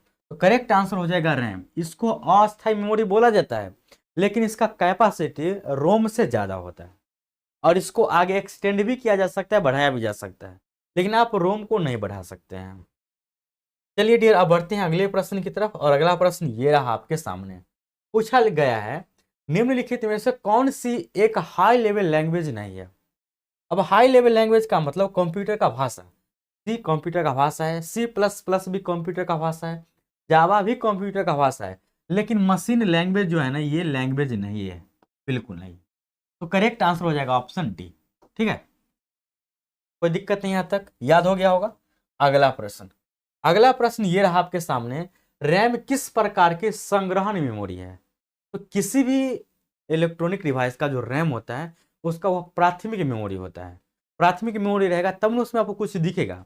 जैसे मोबाइल ही खरीदते हैं, उसमें आप विदाउट मेमोरी को भी उसको देखते हैं, छोटा मोबाइल भी या बड़ा, उसमें बहुत कुछ रहता है। वो कहाँ रहता है, उसको रहने के लिए कुछ जगह चाहिए, तो उसमें रहता है रैम, और रैम को हम बोलते हैं प्राथमिक मेमोरी। करेक्ट आंसर हो जाएगा डी। नेक्स्ट अगला प्रश्न ये रहा आपके सामने। लिखा गया है इनमें से कौन सी कंप्यूटर की एक विशेषता नहीं है। इंटेलिजेंस कोशेंट, स्पीड कंप्यूटर का विशेषता है, कंप्यूटर स्पीड चलता है। एक्यूरेसी कंप्यूटर का विशेषता है कि एकदम कोई भी काम को एक्यूरेसी में देता है वो। डेटा स्टोरेज ये भी इसका विशेषता है।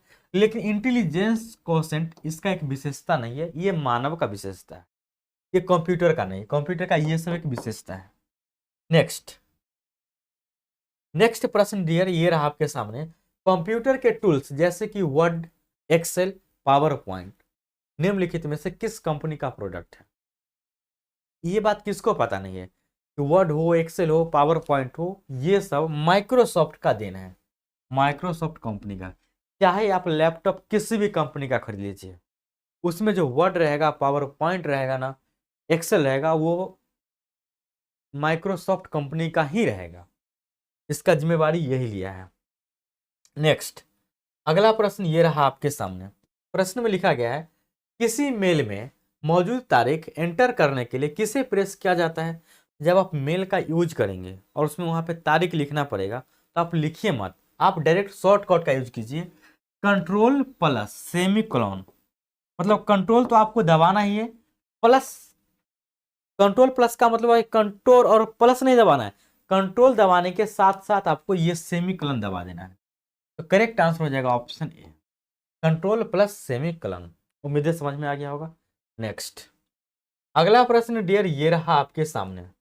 प्रश्न में लिखा गया है कि निम्नलिखित में से क्या संग्रहण युक्तियों स्टोरेज डिवाइस के सही क्रम को उनके संग्रहण आकारों स्टोरेज साइजेज के अनुसार बढ़ते क्रम में दर्शाता है। बढ़ते क्रम का मतलब कि पहले छोटा स्टोरेज वाला होना चाहिए, उसके बाद सबसे अंतिम में बड़ा स्टोरेज वाला होना चाहिए।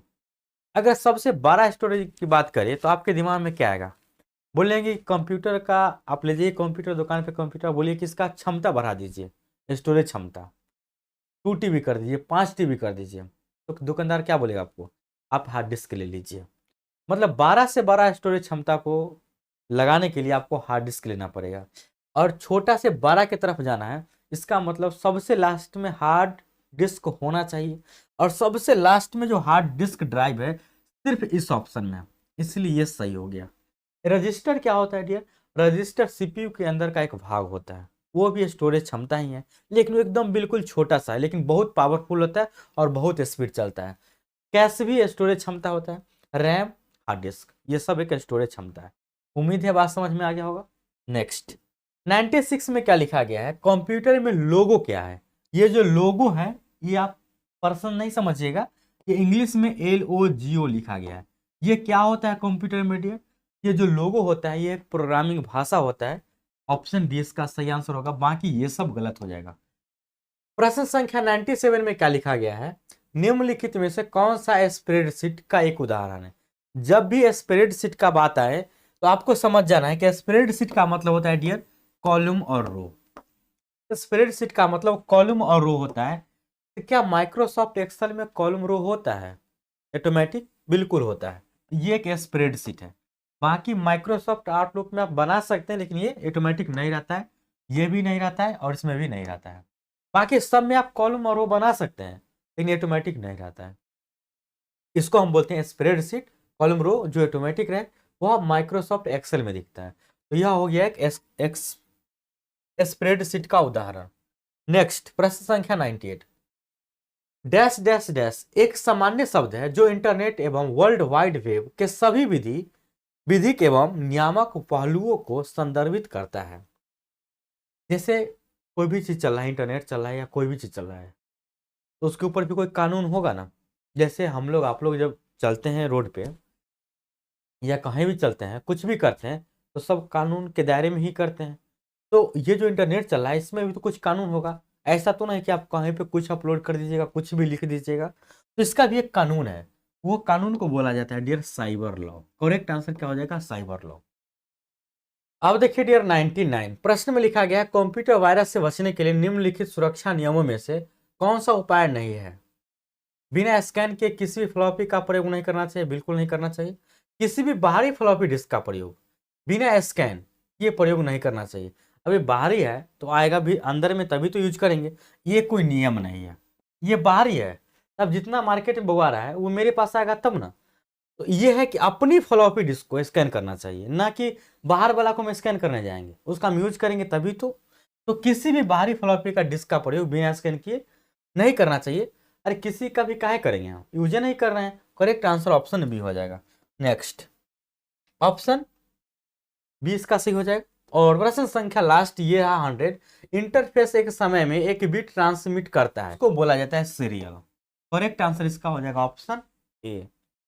तो मैथ, रीजनिंग और कंप्यूटर यहाँ पे समाप्त हो गया है। अब चलेंगे डियर हिंदी की तरफ, फिर इंग्लिश की तरफ और फिर जीके जीएस की तरफ।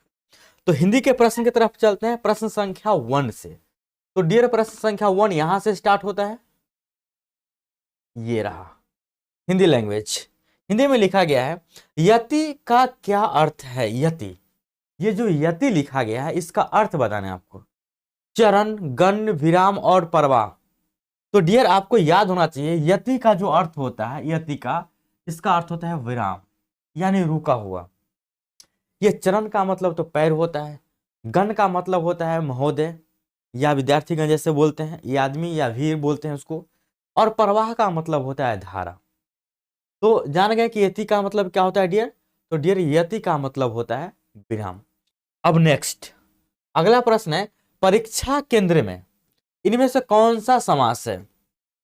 ये जो परीक्षा केंद्र लिखा गया है, तो परीक्षा केंद्र का मतलब है अगर कोई केंद्र है तो परीक्षा केंद्र मतलब कोई स्कूल होगा, कोई केंद्र होगा। वो केंद्र किसके लिए है? परीक्षा के लिए। परीक्षा केंद्र किसके लिए बनता है? परीक्षा के लिए। तो डियर यहां पे के लिए का यूज होगा, यहाँ पे के लिए जो है वह लुप्त हो गया। परीक्षा केंद्र परीक्षा के लिए यूज होता है, तो के लिए यहाँ पे लुप्त है। और जहां पे के लिए लगता है उसको हम बोलते हैं डियर संप्रदान कारक। कारक यहाँ पे लगता है संप्रदान, लेकिन यहाँ पे आपसे पूछा है समास, तो इसका आंसर हो जाएगा संप्रदान तत्पुरुष। करेक्ट आंसर बोले तो सी हो जाएगा। नेक्स्ट अगला प्रश्न ये रहा आपके सामने, निर्गुण शब्द में कौन सी संधि है? तो निर्गुण शब्द में कौन सी संधि है, इससे पहले कि आपको इसका संधि विच्छेद करना होगा। यदि आपको याद होगा कि निर्गुण का जो संधि होता है 10th क्लास में आप पढ़े होंगे, निहि प्लस गुण होता है निर्गुण का संधि विच्छेद। अब इसमें कौन सा संधि है डियर? तो यहाँ पे देख रहे हैं इसका यूज किया गया डियर विसर्ग का, इसको हम बोलेंगे विसर्ग संधि। करेक्ट आंसर हो जाएगा ऑप्शन ए। कोई दिक्कत यहां तक समझने में? अगला प्रश्न ये रहा आपके सामने, त्रिभुवन शब्द में कौन सा समास है? तो डियर त्रिभुवन, त्रिभुवन में यदि गौर से देखेंगे आप, ये त्रि का मतलब होता है तीन, ये त्रि का मतलब तीन, ये जो तीन हुआ ये संख्यावाचक है, और भुवन एक संज्ञा है, ये संज्ञा है। तो जब पहला पद संख्यावाचक और दूसरा पद या अंतिम पद संज्ञा रहे तो उसको हम बोलते हैं द्विगु समास। तो करेक्ट आंसर हो जाएगा डियर ऑप्शन सी। उम्मीद है समझ में आ गया होगा, यहां तक समझने में कोई दिक्कत नहीं किसी को। चलिए बढ़ते हैं डियर अगले प्रश्न की तरफ, और अगला प्रश्न ये रहा आपके सामने, दांत गिनना मुहावरे का अर्थ है।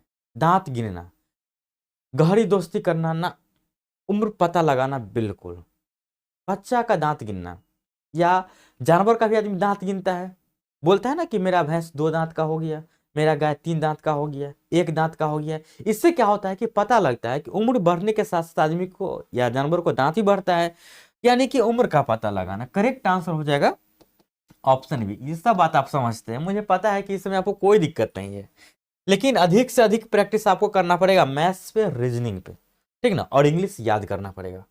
जो ना जाना गया हो, जो ना जाना गया हो, जिसके बारे में कोई नहीं जानता है, इस वाक्यांश के लिए एक सही शब्द बताइए। बस अज्ञात, किसको पता नहीं ये बात, अज्ञात इसका सही आंसर हो जाएगा। कोई दिक्कत नहीं इस बात में। नेक्स्ट अगला प्रश्न ये रहा आपके सामने, प्रश्न में लिखा गया है, दिए गए विकल्पों में से कौन सा विकल्प फूल शब्द का समानार्थी है? क्या फूल का पर्यायवाची पल्लू होता है? नहीं, गलत हो जाएगा। क्या फूल का पर्यायवाची पग होता है? बिल्कुल नहीं। धरनी भी नहीं होता है। करेक्ट आंसर हो जाएगा ऑप्शन ए सुमन। तब अब देखिए डियर, ये प्रश्न लिखा गया कि हे राम मेरी रक्षा करो, इस वाक्य में कौन सा कारक है? यहाँ पे हे राम मेरी रक्षा करो, आप किसी को संबोधन कर रहे हैं, बुला रहे हैं। तो जब आप किसी को बुला रहे हैं, संबोधन कर रहे हैं, तो इसमें लग जाएगा संबोधन कारक। कोई दिक्कत इस समय? ये सब तो आपको याद ही होगा। नेक्स्ट अगला प्रश्न ये रहा आपके सामने, महादेवी वर्मा की कीर्ति यामा है। तो आपको पढ़ना पड़ेगा, जब महादेवी वर्मा के बारे में पढ़ेंगे तो आपको पता चलेगा यामा जो कीर्ति है यह एक काव्य संग्रह है। क्या है डियर? यह एक काव्य संग्रह है। तो आंसर हो जाएगा ऑप्शन बी, ठीक है। नेक्स्ट अगला प्रश्न ये रहा आपके सामने, चांद का मुंह टेढ़ा है, इनमें से किस कवि की रचना है? महादेवी वर्मा का, मुक्ति बोध का, निराला का, अज्ञेय का। तो इसका आंसर आप क्या देंगे? तो ये भी आपको याद करने वाला बात है कि चांद का मुंह टेढ़ा है, ये जो रचना है ना, ये रचना है मुक्ति बोध का। तो इसका सही आंसर हो जाएगा डियर ऑप्शन बी। याद रहे कि चांद का मुंह टेढ़ा किसकी रचना है? मुक्ति बोध का रचना है। अगला प्रश्न ये रहा आपके सामने, इनमें से कौन सा शब्द उपमा का पर्यायवाची है? उपमा का पर्यायवाची आपसे पूछा गया है।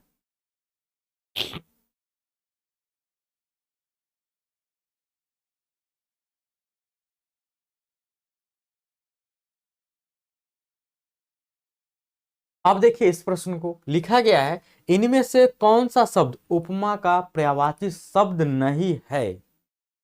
तो आपको पता होना चाहिए ना सबका अर्थ। तुलना, मिलान और सादृश्य, ये सब उपमा का पर्यायवाची है। उपमा करना यानी किसी को तुलना करना, किसी का मिलान करवाना, किसी का सादृश्य, ये सब होता है। लेकिन ये जो खाद लिखा हुआ है ना, अब देखिए प्रश्न संख्या 11 क्या लिखा गया है, इनमें से कौन सा शब्द उपमा का पर्यायवाची शब्द नहीं है। उपमा का पर्यायवाची नहीं होना चाहिए। उपमा का मतलब होता है किसी का तुलना करना, कंपेयर करना। और ये खाद का मतलब क्या होता है पता है आपको? ये खाद का मतलब होता है डियर भोजन। भोजन होता है या खाद्य सामग्री होता है। तो क्या ये उपमा का पर्यायवाची है? बिल्कुल नहीं है। करेक्ट आंसर ऑप्शन ए हो जाएगा। अगला प्रश्न, प्रलय का विलोम शब्द निम्न में से कौन सा है। प्रलय, प्रलय का विलोम, प्रलय का मतलब कि अब इस दुनिया में कोई नहीं रहेगा। इसका जस्ट उल्टा बोले तो एक नया सृष्टि का रचना होगा, यानी कि एक सृष्टि। कोई दिक्कत नहीं, समय समझ रहे हैं आप। नेक्स्ट, अगला प्रश्न ये रहा आपके सामने, जहरीला शब्द में प्रत्यय है। जहरीला, जहरीला, इसमें प्रत्यय, प्रत्यय उसको बोला जाता है जो किसी शब्द के अंतिम में लग करके उसका अर्थ को चेंज कर दे, उसको हम बोलते हैं प्रत्यय। और उपसर्ग उसको बोलते हैं जो किसी शब्द के पहले लग करके उसका अर्थ चेंज कर दे। इला, ये जो देखिए इला, रीला, इला और इला लिखा गया है, तो इला होना चाहिए, लेकिन इला होगा तो ये होगा कि ये होगा। तो आप देखिए कि ये क्या है डियर, ये और ये डियर, इसको बोलते हैं हम हर्षिकार, इसको बोलते हैं, सॉरी इसको बोलते हैं हर्षिकार, इसको बोलते हैं दीर्घिकार, ऐसे बोलते हैं ना। और यहाँ पे ये यूज किया गया है, इसका यह मतलब हुआ है कि यह इला है। करेक्ट आंसर बोले तो ऑप्शन ए। यहां तक कोई दिक्कत नहीं समझने में। अब देखिए डियर प्रश्न संख्या 14 क्या लिखा गया है, त्रिपुरारी का सही संधि विच्छेद कौन सा है। त्रिपुर प्लस अरी, त्रिपुरा प्लस री, ये तो गलत हो जाएगा, बिल्कुल गलत हो जाएगा। यहाँ पे एक ही बार र का यूज किया गया है। त्रिपुरा प्लस आर रे, ये भी गलत हो जाएगा, ये भी गलत हो जाएगा। एक ही आंसर सही मिलेगा, ऑप्शन ए, त्रिपुर प्लस अरी, याद रखना है। नेक्स्ट, अगला प्रश्न ये रहा आपके सामने, जितेंद्रिय का सही संधि विच्छेद कौन सा है। जितेंद्रिय, जित प्लस इंद्रिय, इसका सही आंसर क्या होता है डियर, जित प्लस इंद्रिय। तो करेक्ट आंसर हो जाएगा ऑप्शन सी। यहां तक किसी को समझने में कोई दिक्कत नहीं। अब आइए डियर अगले प्रश्न की तरफ। प्रश्न संख्या 16, अग्नेय शास्त्र का सही संधि विच्छेद है। अग्नेय शास्त्र, अगण्य प्लस अस्त्र, अगण्य, अगण्य शास्त्र है ना, अगण्य प्लस ना ना ना अग्नि, ना ना ना, ऑप्शन इसका सही हो जाएगा। अब देखिए डियर प्रश्न संख्या 16 लिखा गया, अग्नेय अस्त्र का सही संबंध है। अब देखिए डियर अगला प्रश्न, प्रश्न संख्या 16 क्या लिखा गया है, अग्नेय अस्त्र का सही संधि विच्छेद कौन सा होगा। अग्नेय अस्त्र, अग्नेय अस्त्र ये पहले ही सही लिख दिया है, बाकी ये सब गलत हो जाएगा ना।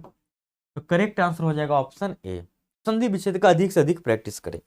नेक्स्ट, प्रश्न संख्या 18 में क्या क्या दिया गया, सरासर शब्द है। ये जो सरासर शब्द है डियर, ये एक विदेशी शब्द है। यह कौन सा शब्द है डियर, ये विदेशी शब्द है। ना तो ये तद्भव है, ना तो देशज है, ना तो तत्सम है, ये एक विदेशी शब्द है। अगला प्रश्न ये रहा आपके सामने 19, क व्यंजन है, सघोष, अघोष, महाप्राण और नासिक कै। तो याद रहे कि क जो व्यंजन है वो अघोष व्यंजन है। अब अघोष व्यंजन क्या होता है, तो जो व्यंजन को आप बोलते हैं और कंठ में कंपन स्टार्ट हो जाता है, जिसे बोलते हैं क, अंदर में कंपन स्टार्ट हुआ, ख, ग, कंपन स्टार्ट हुआ, तो जो वर्ण को बोलने पर कंपन स्टार्ट होता है उसको हम बोलते हैं अघोष वर्ण। तो सही आंसर हो गया डियर ऑप्शन बी। यहां तक समझने में कोई दिक्कत नहीं। अगला प्रश्न और लास्ट प्रश्न हिंदी का ये रहा आपके सामने, इनमें से आगे नाथ न पीछे पगा लोकोक्ति का क्या अर्थ है। आगे नाथ न पीछे पगा का मतलब होता है कि उसके पास कोई जिम्मेदारी नहीं। तो क्या जिम्मेदार व्यक्ति होना सही बात होगा, बिल्कुल नहीं होगा, इसीलिए ये गलत हो जाएगा। अत्यंत गरीब, बिल्कुल नहीं होगा। पशुविहीन, बिल्कुल नहीं। किसी तरह की जिम्मेदारी का न होना, उसको हम बोलते हैं लोकोक्ति, सॉरी उसको हम बोलते हैं आगे नाथ ना पीछे पगा। अब ये प्रश्न लास्ट हो गया हिंदी का। अब चलते हैं डियर इंग्लिश की तरफ। और इंग्लिश में समय लगने के लिए और आपको अधिक से अधिक समझ में आने के लिए हम क्या किए कि जहां पे वर्ड मीनिंग का जरूरत है, तो यदि हम मुंह से बताएंगे 4 वर्ड मीनिंग 5 वर्ड मीनिंग, तो आप भूलते हुए चले जाएंगे, इससे आपका नोट्स भी नहीं बनेगा। तो हम क्या किए कि सभी का हिंदी में नहीं लिख दिए हैं, छोटा हो या बड़ा हो। इससे क्या हुआ कि क्वेश्चन का मतलब आपको हम बताएंगे और फटाफट यदि आप हिंदी तुरंत पढ़ लीजिएगा तो आंसर आप खुद ही दे सकते हैं। तो इस प्रकार से आपका प्रैक्टिस बेहतर हो जाएगा। तो डियर क्वेश्चन में लिखा गया डायरेक्शन में, in the following question out of the 4 alternative choose the one which best express the opposite meaning of the word given in the capital letters. जो कैपिटल लेटर्स में लिखा गया है इसका अपोजिट मीनिंग बताना है। ये जो मेंटेन लिखा गया है, ये मेंटेन का मतलब क्या होता है? मेंटेन का मतलब होता है डियर कायम रखना, जारी रखना। जैसे बोलता है ना, इससे ना मेंटेन नहीं हो पा रहा है, अपने शरीर का भी मेंटेन नहीं हो पा रहा है, इससे 4 गो भैंस का मेंटेन नहीं हो पा रहा है। इसका मतलब क्या हुआ कि उसको कायम नहीं रख रहा है, जारी नहीं रख रहा है, जो भी काम उसमें होना चाहिए। तो मेंटेन का मतलब कायम रखना, जारी रखना। इसका अपोजिट बताना, ये ध्यान रहे कि यहाँ पे लिखा कि अपोजिट मीनिंग यानी कि एंटोनिम्स बताना है, इसका उल्टा बताना है। तो क्या प्रिजर्व, प्रिजर्व का मतलब होता है बचाना या रक्षा करना। क्या ये हो सकता है? बिल्कुल नहीं हो सकता है। प्रोटेक्ट मतलब बचाव होता है, रक्षा करना भी होगा। क्या ये हो सकता है? बिल्कुल नहीं हो सकता है। एबेंडोन का मतलब होता है त्यागना। क्या ये हो सकता है? बिल्कुल हो सकता है। जारी रखना, कायम रखना का जस्ट उल्टा त्याग देना, छोड़ हटाओ नहीं रखेंगे, जारी। करेक्ट आंसर हो जाएगा ऑप्शन बी, एबेंडोन। और सस्टेन का भी मतलब होता है बनाए रखना। उम्मीद है बात समझ में आ गया होगा। नेक्स्ट प्रश्न संख्या 22, रिमेंबर। सबको पता है रिमेंबर का मतलब होता है याद करना, याद रखना। क्या इसका उल्टा लर्न हो सकता है? याद करना और सीखना ना मैच नहीं कर रहा, ये नहीं हो सकता है। मेमोराइज हो सकता है क्या? ना, मेमोराइज का भी मतलब तो साइनोनिम्स हो गया इसका, याद रखना। फॉरगेट हो सकता है, भूलना। याद रखना का जस्ट उल्टा होता है डियर भूलना। तो सही आंसर हो गया ऑप्शन बी, रिटेन का मतलब होता है बनाए रखना। जिस प्रकार सस्टेन और उसी प्रकार से रिटेन, ये दोनों आपस में क्या हो जाएगा? साइनोनिम्स हो जाएगा। देखिए 23, पेक्यूलियर। पेक्यूलियर का मतलब होता है डियर विचित्र। विचित्र का मतलब अजूबा, बोले तो यूनिक, इसका साइनोनिम्स हो जाएगा। तो अजूबा और यूनिक का जस्ट उल्टा हो जाएगा एकदम सामान्य आदमी। सामान्य बोले तो नॉर्मल, इसका सही आंसर हो जाएगा। लेकिन क्यूरियस नहीं हो सकता, उत्सुक ये अलग चीज हो गया। अनयूजुअल, असामान्य, ये भी इसका साइनोनिम्स हो जाएगा। इसको बोले तो पर्यायवाची शब्द, असामान्य। असामान्य बोलिए, असाधारण बोलिए, विचित्र बोलिए, अजूबा बोलिए, यूनिक बोलिए, सब क्या है? एक ही वर्ड है। और ऑड नहीं हो सकता है, भिन्न नहीं हो सकता है। करेक्ट आंसर हो जाएगा डियर ऑप्शन ए। यहां तक समझने में किसी कोई दिक्कत नहीं। चलिए नेक्स्ट। आप देखिए डियर प्रश्न संख्या 24 लेकर 26 तक का निर्देश। निर्देश में क्या लिखा गया डायरेक्शन में, in the following question out of the 4 alternatives, 4 विकल्प दिया गया। Choose the one which can be substitute for the given words या सेंटेंस। जो भी वर्ड या सेंटेंस दिया गया है, इसका जो भी मतलब निकलता है, मीनिंग निकलता है, उसका जवाब आपको एक शब्दों में देना है। और वो शब्द ये चारों विकल्प में से कोई एक होगा। तो पहले इसका मतलब समझते हैं। इसका मतलब क्या होगा डियर? तो इसका मतलब लिखा गया हिंदी इंग्लिश में, नॉट अलाउड टू डू और बी समथिंग। किसी भी चीज को करने के लिए किसको अनुमति नहीं देना, किसी को भी। नॉट अलाउड अनुमति नहीं देना, टू डू करने का, भी समथिंग कुछ भी। तो कुछ भी करने का किसी को अनुमति नहीं दे रहे हैं, इसका क्या मतलब है? क्या इसका मतलब असुशोभन होगा, इनएलिजेंट होगा? बिल्कुल नहीं होगा। असुशोभन का मतलब होता है जो शोभनीय नहीं हो, तो ये गलत हो जाएगा। इनडेलिबल होगा, अमिट, अमिट, अमिट, अमित नहीं समझेगा, अमिट, अमिट का मतलब जो मिटने योग्य नहीं हो, ये भी नहीं हो सकता है। इनएलिजिबल होगा, अयोग्य, बिल्कुल। जब आप किसी चीज को मना कर रहे हैं करने के लिए, किसी को अनुमति नहीं दे रहे हैं, इसका यह मतलब है कि आप उसको अयोग्य समझ रहे हैं। तो इसका करेक्ट आंसर हो जाएगा डियर ऑप्शन सी, इनसिंसियर का मतलब होता है निष्ठाहीन या झूठा। उम्मीद है बात समझ गए होंगे, कोई दिक्कत ना होगा। अब यह डायरेक्शन को पढ़ के अगला प्रश्न को भी हल करना है। नंबर में वो 25 और 26 दोनों के लिए डायरेक्शन है। A group of vehicles travelling together typically one accompanied by armed troops. इसका मतलब हुआ एक ग्रुप ऑफ व्हीकल्स, मतलब वाहन का एक ग्रुप, एक गुच्छा, एक झुंड एक साथ जब चले तो उसको हम क्या बोलेंगे? काफिला बोलेंगे, जुलूस बोलेंगे, बेरा बोलेंगे, बेरे बोलेंगे। सिंपल सा बात है, इसको हम काफिला बोलेंगे। गाड़ी का जो झुंड होता है उसको हम काफिला बोलते हैं, यानी कॉन्वॉय। ये प्रोसीजन का मतलब होता है डियर जुलूस। आर्मडा और फ्लीट का मतलब होता है बेरा, बेरे। ये बेरा क्या होता है? तो नाव खेवने का जो होता है ना, जिससे नाव खेवा जाता है, उसको हम बोलते हैं बेरा, बेरे बोल सकते हैं। अब आइए 26 की तरफ। क्या लिखा गया? An image of God used for worship. एक फोटो जिसको हम भगवान के रूप में पूजते हैं, उसको हम क्या बोल सकते हैं? क्या उसको हम आइडियल बोल सकते हैं? बिल्कुल नहीं। आइडियल का मतलब होता है डियर आदर्श। ये तो क्या है? ये इमेज है, और जिसको हम गॉड के रूप में, भगवान के रूप में पूजा कर रहे हैं, इसको हम बोलते हैं डियर आइडल, यानी कि मूर्ति। मूर्ति बोल सकते हैं इसको। लोगो नहीं बोल सकते, प्रतीक चिन्ह नहीं बोल सकते, आदर्श नहीं बोल सकते। आदर्श, आदर्श को आदमी पूजा नहीं करता है। नमूना, मॉडल का मतलब नमूना, नमूना भी नहीं होगा। करेक्ट आंसर हो जाएगा ऑप्शन बी। उम्मीद है यहां तक समझ में आ गया होगा। अब चलिए बढ़ते हैं अगले प्रश्न की तरफ। डायरेक्शन पढ़िए 27 to 31 के लिए। क्या लिखा गया डायरेक्शन में? In the following question sentences are given with blanks to be fill in the with an appropriate words. Four alternatives are suggested for each question. Choose the correct one. मतलब इसके बीच में क्या भराएगा यहाँ खाली स्थान पे? ये चार ऑप्शन में से आपको एक चूज करना है। उसके लिए आपको इसका मीनिंग पता होना चाहिए।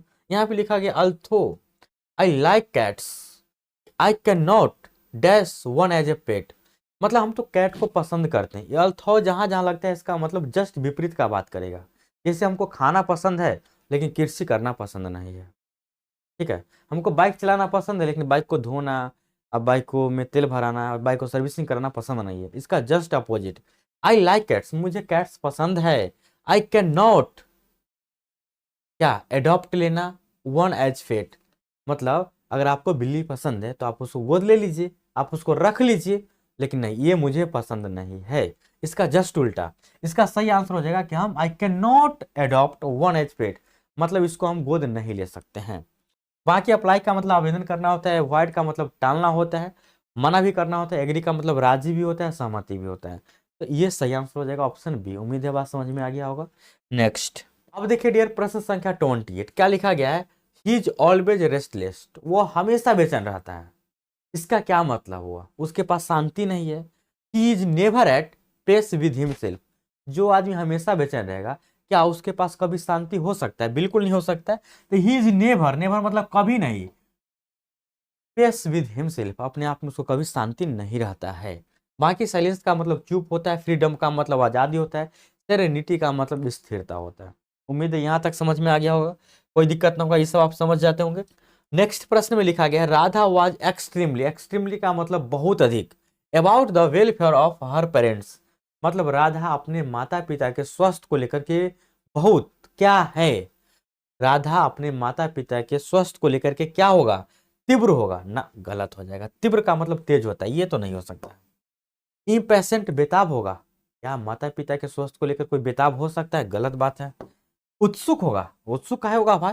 नहीं, माता पिता के या किसी का ही अगर कंडीशन खराब है, वेलफेयर अच्छा नहीं, स्वास्थ्य अच्छा नहीं है, तो आदमी क्या होता है? एनेक्सियस, मतलब चिंतित रहता है। तो राधा क्या है? चिंतित है, एक्सट्रीमली एनेक्सियस, बहुत ज्यादा चिंतित है माता पिता के स्वास्थ्य को लेकर। अब देखिए नेक्स्ट सवाल। अगला सवाल डियर ये रहा आपके सामने। If you do not return my money, यदि तुम मेरा पैसा वापस नहीं करोगे, I will dash you to court, तो मैं तुम्हें घसीटते हुए कोर्ट में ले जाऊंगा। ऐसा आदमी बोलता है कि नहीं बोलता है? फिल्म में भी बोला जाता है। तो कैरी मतलब ढोना, किसी को आप माथा पे चढ़ाकर कोर्ट पे ले जाइएगा? कोर्ट में नहीं ना। उसके बाद ड्रैग मतलब घसीटना, बिल्कुल पैसा नहीं देगा कोई तो घसीट के ले जाएगा, इसका ये मतलब नहीं है, कहने का होता है, लेकिन जाएगा वो अपना मर्जी से ही। ठीक ना। लिफ्ट मतलब मदद, ये मदद क्या होता है? जब आपसे कोई लिफ्ट मांगता है तो आप समझिए को आपसे हेल्प मांग रहा है, तो इसका ही मतलब मदद ही होगा। और पुश मतलब धकेलना, आप किसी को धकेल कर भी कोर्ट नहीं ले आ सकते हैं। घसीटने का मतलब हुआ कि बस आदेश आ जाएगा कोर्ट से, उसको कोर्ट पहुंचवा दीजिए, अपने चला जाएगा वो। तो आंसर हो जाएगा इसका ऑप्शन बी। उम्मीद है बात यहां तक समझ में आ गया होगा, कोई दिक्कत ना होगा।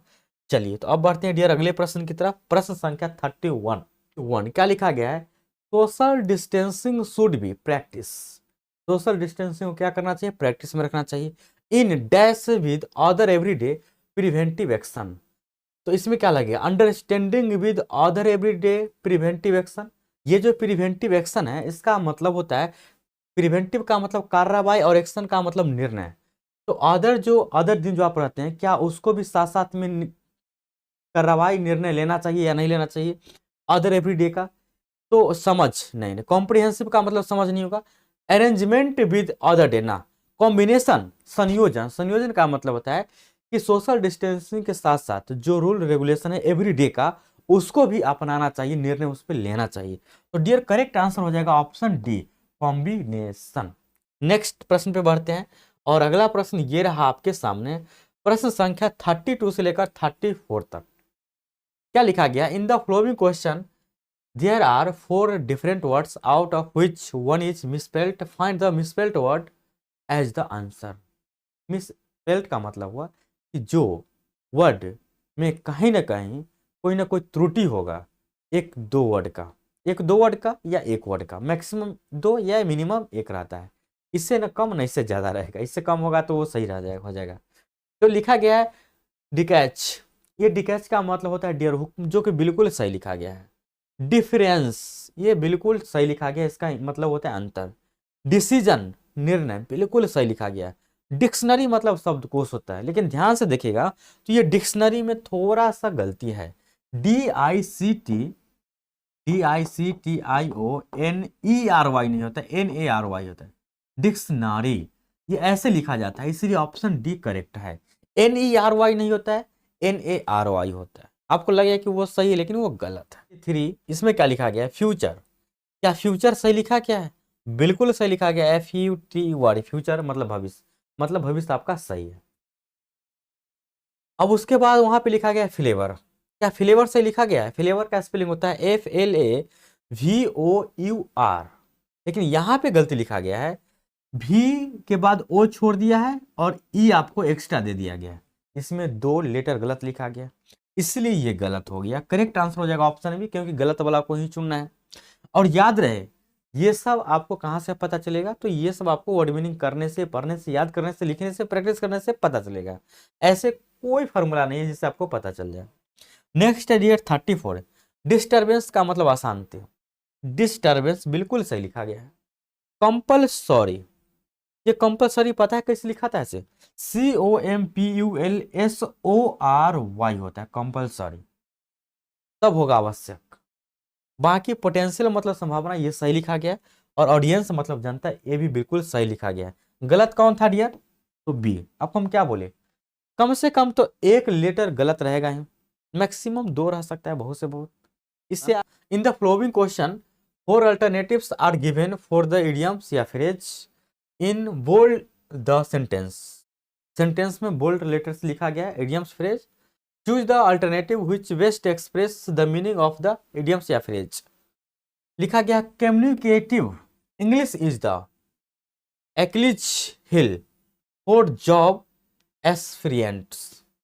मतलब कहने का मतलब है इंग्लिश जो बोलचाल वाला आता है इंग्लिश, वह जॉब एस्पिरेंट को लिए, जो जॉब चाहता है उसके लिए बहुत खतरनाक साबित हो रहा है। खतरनाक साबित होने का मतलब कि उसको बाधा पहुंचा रहा है, वो पॉइंट। तो एचलिस हिल का मतलब होता है बाधा पहुंचाना, उसका कमजोर पॉइंट होता है। करेक्ट आंसर हो जाएगा वीक स्पॉट। वीक स्पॉट एकदम नस, कमजोर नस है। अगर आपको इंग्लिश नहीं आती तो प्राइवेट जॉब नहीं मिलता है, ऐसा कहा जाता है और ऐसा होता भी है। तो एचलिस हिल का मतलब होता है कमजोर पॉइंट, कमजोर बिंदु, यानी कि वीक स्पॉट। करेक्ट आंसर हो जाएगा ऑप्शन ए। डियर प्रश्न संख्या 35, ये सिर्फ रेड वाला का मतलब जानिए, इसको याद करना पड़ेगा, बिना याद किए हुए कोई विकल्प नहीं आंसर मारने का। कट द गॉर्डियन नॉट, इसका मतलब होता है किसी भी समस्या का आसानी तरीका से हल करना। अब ऑप्शन पढ़िए इसको। लिजेंड द डिफिकल्टी, ये डिफिकल्टी हो गया तो गलत हो गया, यहाँ पे गलत हो जाएगा, ये नहीं हो सकता है। नेक्स्ट आगे इसका ऑप्शन पढ़ेंगे। Let the difficulty remain as it was ना, डिफिकल्टी इसमें भी आ गया। रिमूव द डिफिकल्टी मतलब डिफिकल्टी को रिमूव कर देना, बिल्कुल यानी कि आसान कर देना, ये आपका सही आंसर हो जाएगा। एड टू द डिफिकल्टी, इसका मतलब होता है आसान करना, और इसका मतलब होता है कि डिफिकल्ट और बनाना, ये गलत हो जाएगा। उम्मीद है यहां तक समझ गए होंगे। अब देखिए डियर अगले प्रश्न, अगला प्रश्न 37, ही टूक अ लिफ इन द डार्क, इसका मतलब होता है डियर कि आप एक छोटा सा पार्ट,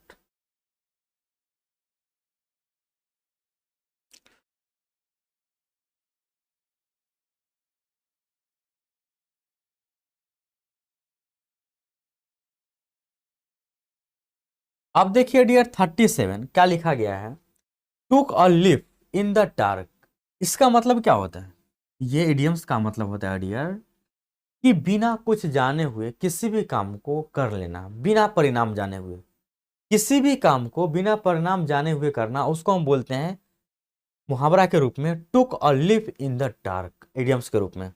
तो took a risk, was hesitant, was quite sure, was confused, confuse नहीं हो सकता। टुक अ रिस्क मतलब बिना परिणाम जाने किसी काम को अगर आप कर रहे हैं, इसका मतलब आप रिस्क ले रहे हैं। तो सही आंसर हो जाएगा डियर टुक अ रिस्क। उम्मीद है बात समझ में आ गया होगा, कोई दिक्कत नहीं होगा। अब बढ़ते हैं डियर अगले सवाल की तरफ, और अगला सवाल ये रहा आपके सामने।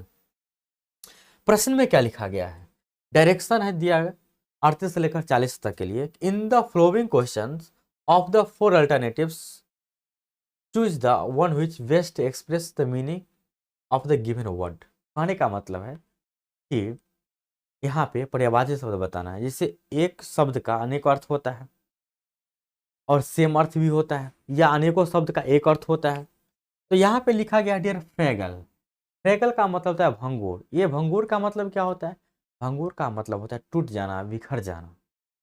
तो क्या स्ट्रॉन्ग बोल सकते हैं, इसका दूसरा नाम स्ट्रॉन्ग बोल सकते हैं, कभी नहीं बोल सकते, गलत हो जाएगा। हेल्दी बोल सकते हैं, नहीं बोल सकते हैं। फर्म बोल सकते हैं, अटल, अटल का मतलब नहीं बोल सकते हैं।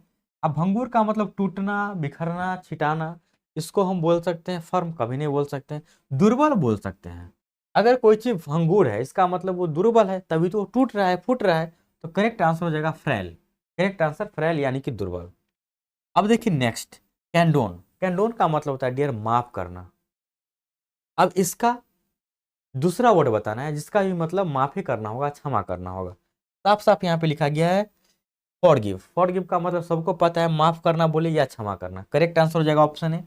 रिजॉइस का मतलब आनंद होता है, पनिश का मतलब सजा देना, दंड देना, स्कॉल्ड का मतलब होता है डांटना। नेक्स्ट है डियर रिलीज, रिलीज करना मतलब मुक्त करना, मतलब आजाद करना। इसका दूसरा पर्यायवाची सिनोनिम्स बताइए। होल्ड ठहरना, नहीं हो सकता, गलत हो जाएगा। फ्री मतलब निःशुल्क भी होता है और आजाद भी होता है, सही आंसर भी हो जाएगा। कैप्चर मतलब कब्जा करना होता है, और कीप मतलब रखना होता है। तो उम्मीद है कि यहाँ तक इंग्लिश में कुछ ना कुछ तो आप सीखे ही होंगे। इसी प्रकार से लगातार प्रैक्टिस करते रहिए, बहुत सारा चीज़ आपको सभी सब्जेक्ट में याद हो जाएगा। और इतना प्रैक्टिस करवा देंगे ना कि आपका दिमाग पक जाएगा प्रश्न से। और जब एग्जाम में आप बैठेंगे ना, तो प्रश्न पढ़ते मात्र ही पता चल जाएगा कि अच्छा ये तो हम किए हुए प्रैक्टिस सेट में, और आंसर आप दे देंगे। अब चलते हैं डियर जनरल अवेयरनेस की तरफ, यानी कि जी के जीएस की तरफ। पहला प्रश्न है 41 नंबर, डैश डैश डैश वनों की कटाई के लिए जिम्मेदार प्रमुख कारकों में से एक है। बताइए कि वनों की कटाई के लिए प्रमुख कारण क्या है, हम वन क्यों काटते हैं। हम वन क्यों काटते हैं, सुखाड़ पड़ने के लिए, गलत बात, सुखाड़ पड़ने के लिए हम नहीं काटते हैं वन। क्या हम साइक्लोन लाने के लिए वन काटते हैं, नहीं नहीं नहीं। क्या हम ज्वालामुखी को विस्फोट करने के लिए, करवाने के लिए, ना ना ना। हम कृषि करने के लिए वन काटते हैं। अधिक से अधिक जो वन कट रहा है, पहले आप देखते रहेंगे अपने आसपास में, जब से आपका जन्म हुआ होगा तब से आपको अधिक पेड़ पौधा से अब कम पेड़ पौधा दिखता होगा। जिसका जन्म अभी हुआ है उसको कुछ दिन बाद और कम पेड़ पौधा दिखेगा। ऐसा क्या है, ऐसा क्या है कि जिसके पास जमीन कम है, या आप सबके पास लगभग कम जमीन हो गया है, तो सबको कृषि करना है ना खाने के लिए, तो क्या करेगा, पेड़ पौधा को काट देगा, वन को काट रहा है और कृषि कर रहा है। तो मुख्य कारण है वन कटाई के लिए कृषि करना। नेक्स्ट, विश्व का सबसे बड़ा कॉफी उत्पादक देश, सबसे अधिक कॉफी कहाँ पाया जाता है, किस देश में। तो डियर सबसे अधिक कॉफी पाया जाता है ब्राजील में।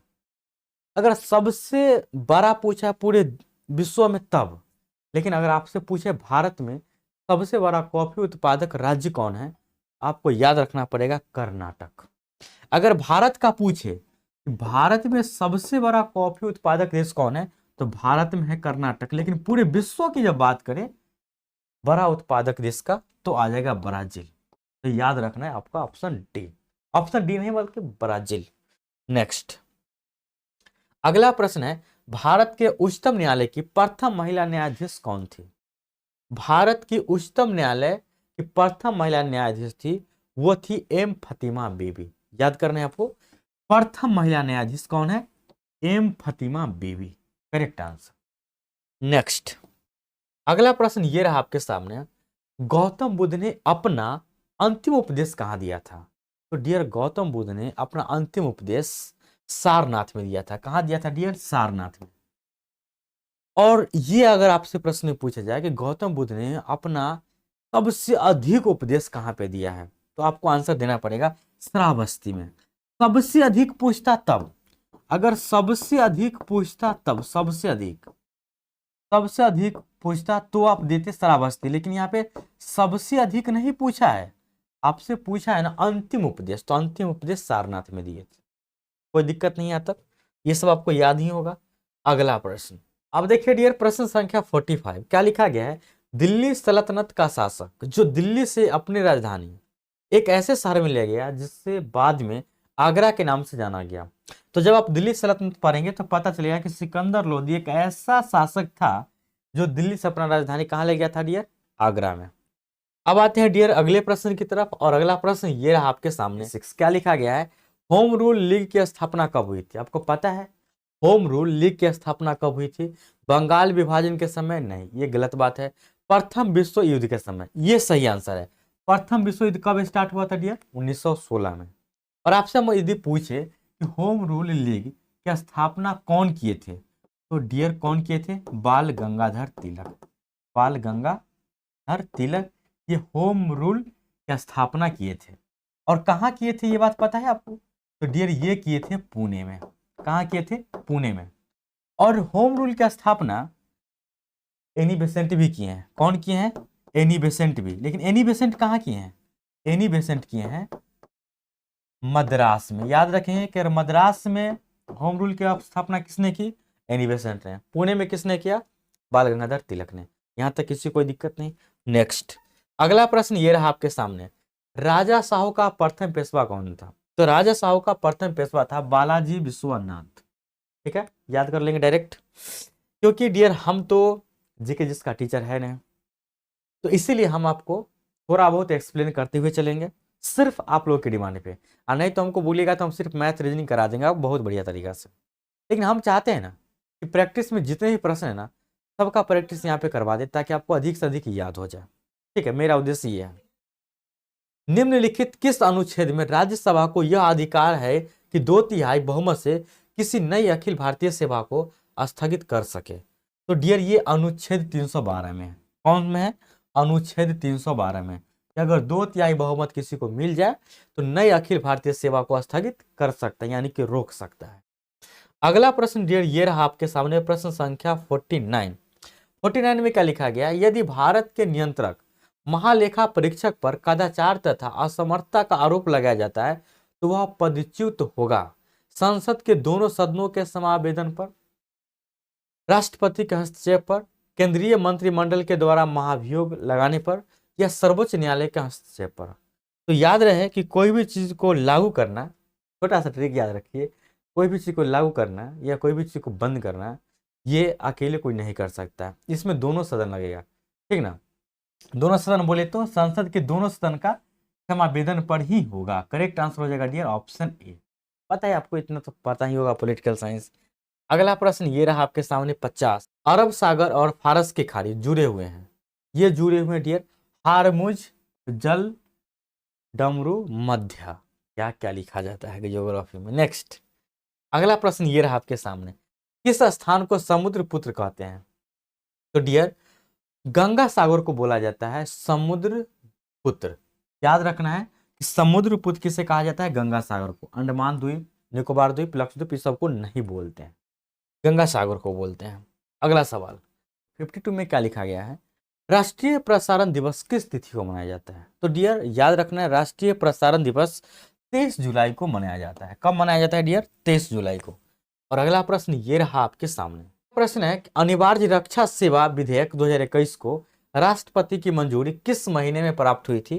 तो याद रखना है अगस्त 2021 में प्राप्त हुई थी। अगला प्रश्न ये रहा आपके सामने। प्रश्न में लिखा गया है न्यायालय में प्रयुक्त अटॉर्नी ऑफ रिकॉर्ड शब्द का क्या अर्थ होता है। किसी केस में वकील के वकील का नाम, किसी केस से संबंधित वादी का नाम, किसी केस से संबंधित प्रतिवादी का नाम और किसी केस से संबंधित मुख्य गवाह का नाम। तो अटॉर्नी ऑफ रिकॉर्ड का मतलब होता है किसी केस के मुवक्किल के वकील के नाम को हम बोलते हैं अटॉर्नी ऑफ रिकॉर्ड।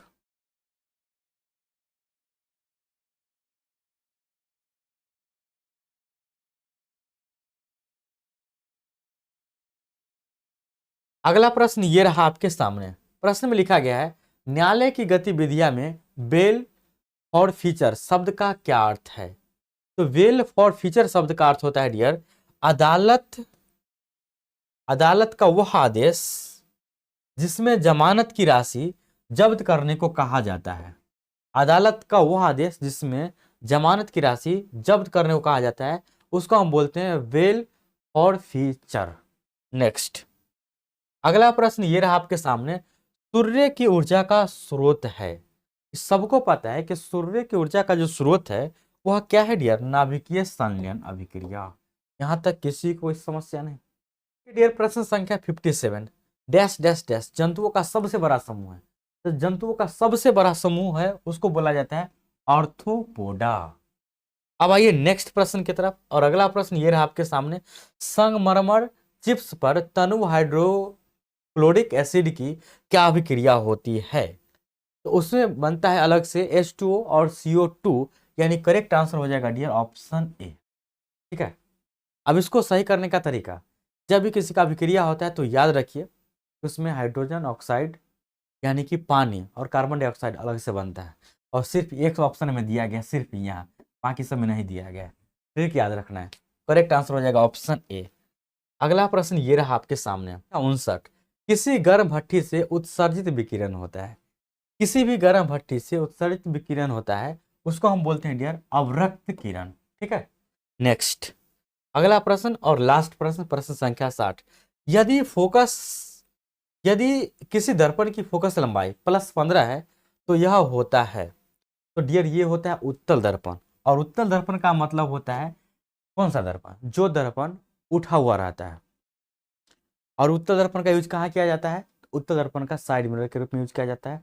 इसमें क्या फायदा है करने में यूज, ये बहुत बड़े भाग को अपने अंदर समाहित कर लेता है यानी कि दिखा देता है और छोटा छोटा करके दिखाता है। तो अगर आपसे पूछे कि साइड मिरर में, गाड़ी के साइड मिरर में कौन सा दर्पण का यूज किया जाता है तो आपको याद रखना है उत्तल दर्पण। बस यहाँ तक खत्म हो जाता है और इसके बाद पुनः आ जाता है मैथमेटिक्स की, जो आपको शुरुआत में ही करा चुके हैं। तो डियर सबसे पहली बात कि आप गलत नहीं मानेंगे कि सर आप जीके जैसे पढ़ा दिए, सिर्फ आप लोगों की डिमांड पे प्रैक्टिस के लिए लेकर के आ गए हैं।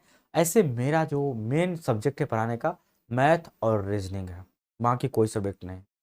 बाकी सब्जेक्ट में आप सभी की डिमांड में पढ़ा दिया हूँ ताकि आप लोग का प्रैक्टिस हो जाए। तो डियर क्लास अच्छा लगा कि नहीं लगा, कुछ आप सीखे कि नहीं, तो फिर मिलते हैं आपसे नेक्स्ट क्लास में। तब तक अपना प्यार बनाए रखिएगा, देते रहिएगा। चैनल पर नए हैं तो सब्सक्राइब कर लीजिएगा, वीडियो अच्छा लगा है तो लाइक कर लीजिएगा, दोस्तों के साथ शेयर कर दीजिएगा और लगातार प्रैक्टिस कीजिएगा। यदि आप कलर की भी तैयारी कर रहे हैं तो पियोन का भी प्रैक्टिस कीजिए। अगर आप पियोन की तैयारी कर रहे हैं तो कलर का वाला ही प्रैक्टिस कीजिए। जो आपका सब्जेक्ट है कम से कम उतना पे तो डिमांड रखिए। पियोन वाला क्या करेंगे कि आपको मैथ हिंदी इंग्लिश है तो क्लर्क वाला में से मैथ हिंदी इंग्लिश पढ़िए। क्लर्क वाले क्या करेंगे, मैथ हिंदी इंग्लिश पियोन वाले में से पढ़ लेंगे।